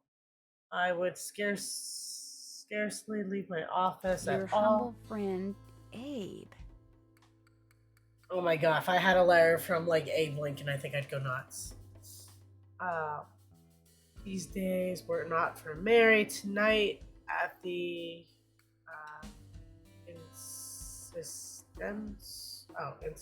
I can't talk today. Not that I ever can, but still. I will be accompanying her to the Ford Theater. Oh, to see a comedy called Our American Cousin. Oh, you have no idea how funny that show's not going to be. Have you seen it? Mary assures me that I'll enjoy it despite the fact that for some strange reason, I've never felt at ease when at the theater. Perhaps tonight will be different. It will not. Unless you call your afterlife. Yeah. Write to me soon. Your missives never fail to boast my spirits. Your humble friend, Abe. Oh my gosh. This is from Abraham Lincoln. And April 14th is the day he was assassinated. This letter must be worth a fortune. That's just what I thought, too. See, what I didn't tell you when I gave you that letter Jake wrote to Ruth is that I also found his diary, which is how I found out he'd gotten to be friends with President Lincoln, and that he'd gotten a letter from Abe that he knew would be so valuable someday that he always kept it on his person. Can I have it? Sure. See, I knew if we could just find Jake's body, we'd find the letter. And you did it, Amy. You did it. I'm going to be famous. Good famous for once. So you never really cared about finding Jake's mine? Nah. I mean, it would have been nice if it was filled with gold and silver and stuff, but this is what I was really after. You followed me because you didn't trust me? I trusted you to find it. I just didn't trust you to give it to me. And now that you have, you know, I'd really, really be famous if I could say I found this all by myself. But even if I got you to lie for me, how do I know you'd keep lying? Oh my gosh. What if there was like this cave-in and we were trapped, but I was the only one who made it out? Excuse me?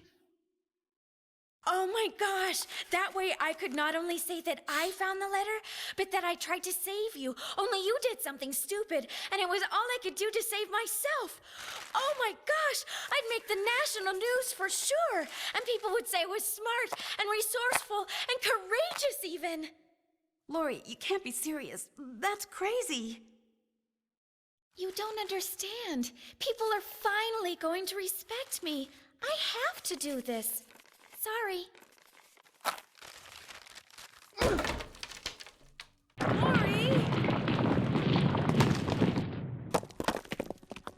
The opening's blocked. I'm trapped. It'll take forever to dig through those rocks. There's gotta be another way out of here. Well then, I don't want to die like Jake. Maybe I could get out of here in this. Oh, this is gonna be fun or not fun? Whee! Go right, go right!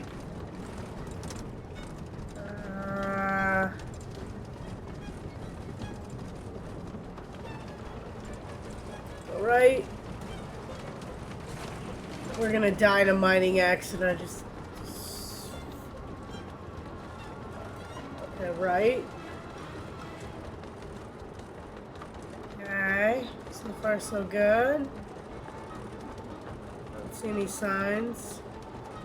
Go left.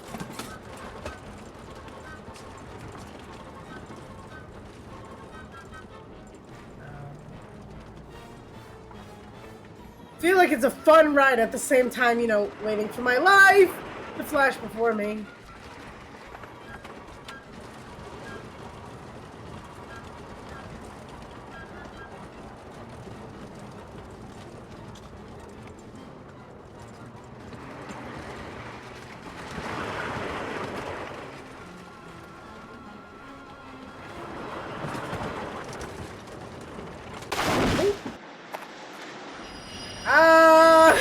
There's no brakes!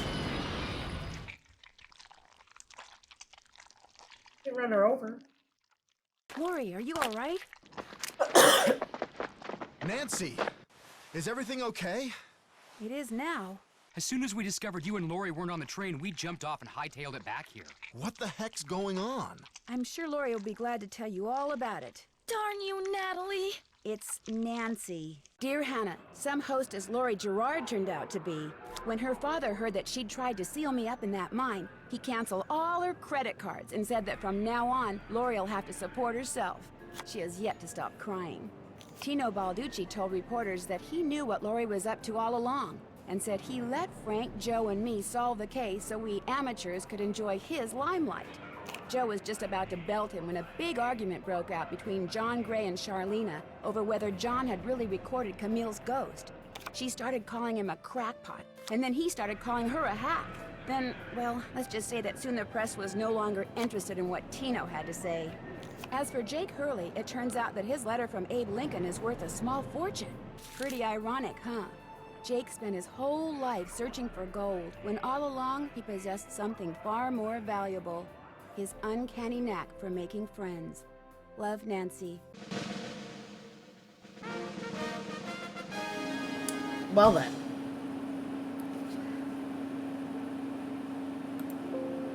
Hanging with the Hardee's Award for spending maybe a little bit too much time with Frank and Joe. No fairness, I felt like I didn't spend that much time with them. But okay. Have you ever been to Paris, France? Well, preparez-vous, because that's where my next mystery adventure takes place. I'm going to be the assistant to Minette, a famous fashion designer. I'll be working undercover to find out why she's been acting so peculiar lately, throwing tantrums, firing people. She's even started wearing a mask for no apparent reason. Her studio is in this spooky-looking centuries-old moulin. That's French for windmill. Of course, that doesn't have anything to do with her strange behavior. Or does it? Only one way to find out. Help me solve my next case. Danger by design. À la prochaine. Another case solved. My ruined crew. Yeah. You can only do so much to help her. That's all I can say. But where are we off to? See any recommendations? Kind of see who I can see on. I see 3 people on that are doing Nancy Drew games. One is doing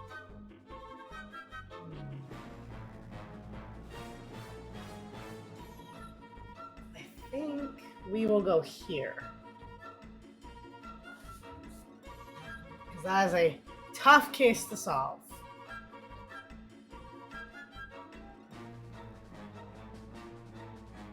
Yeah.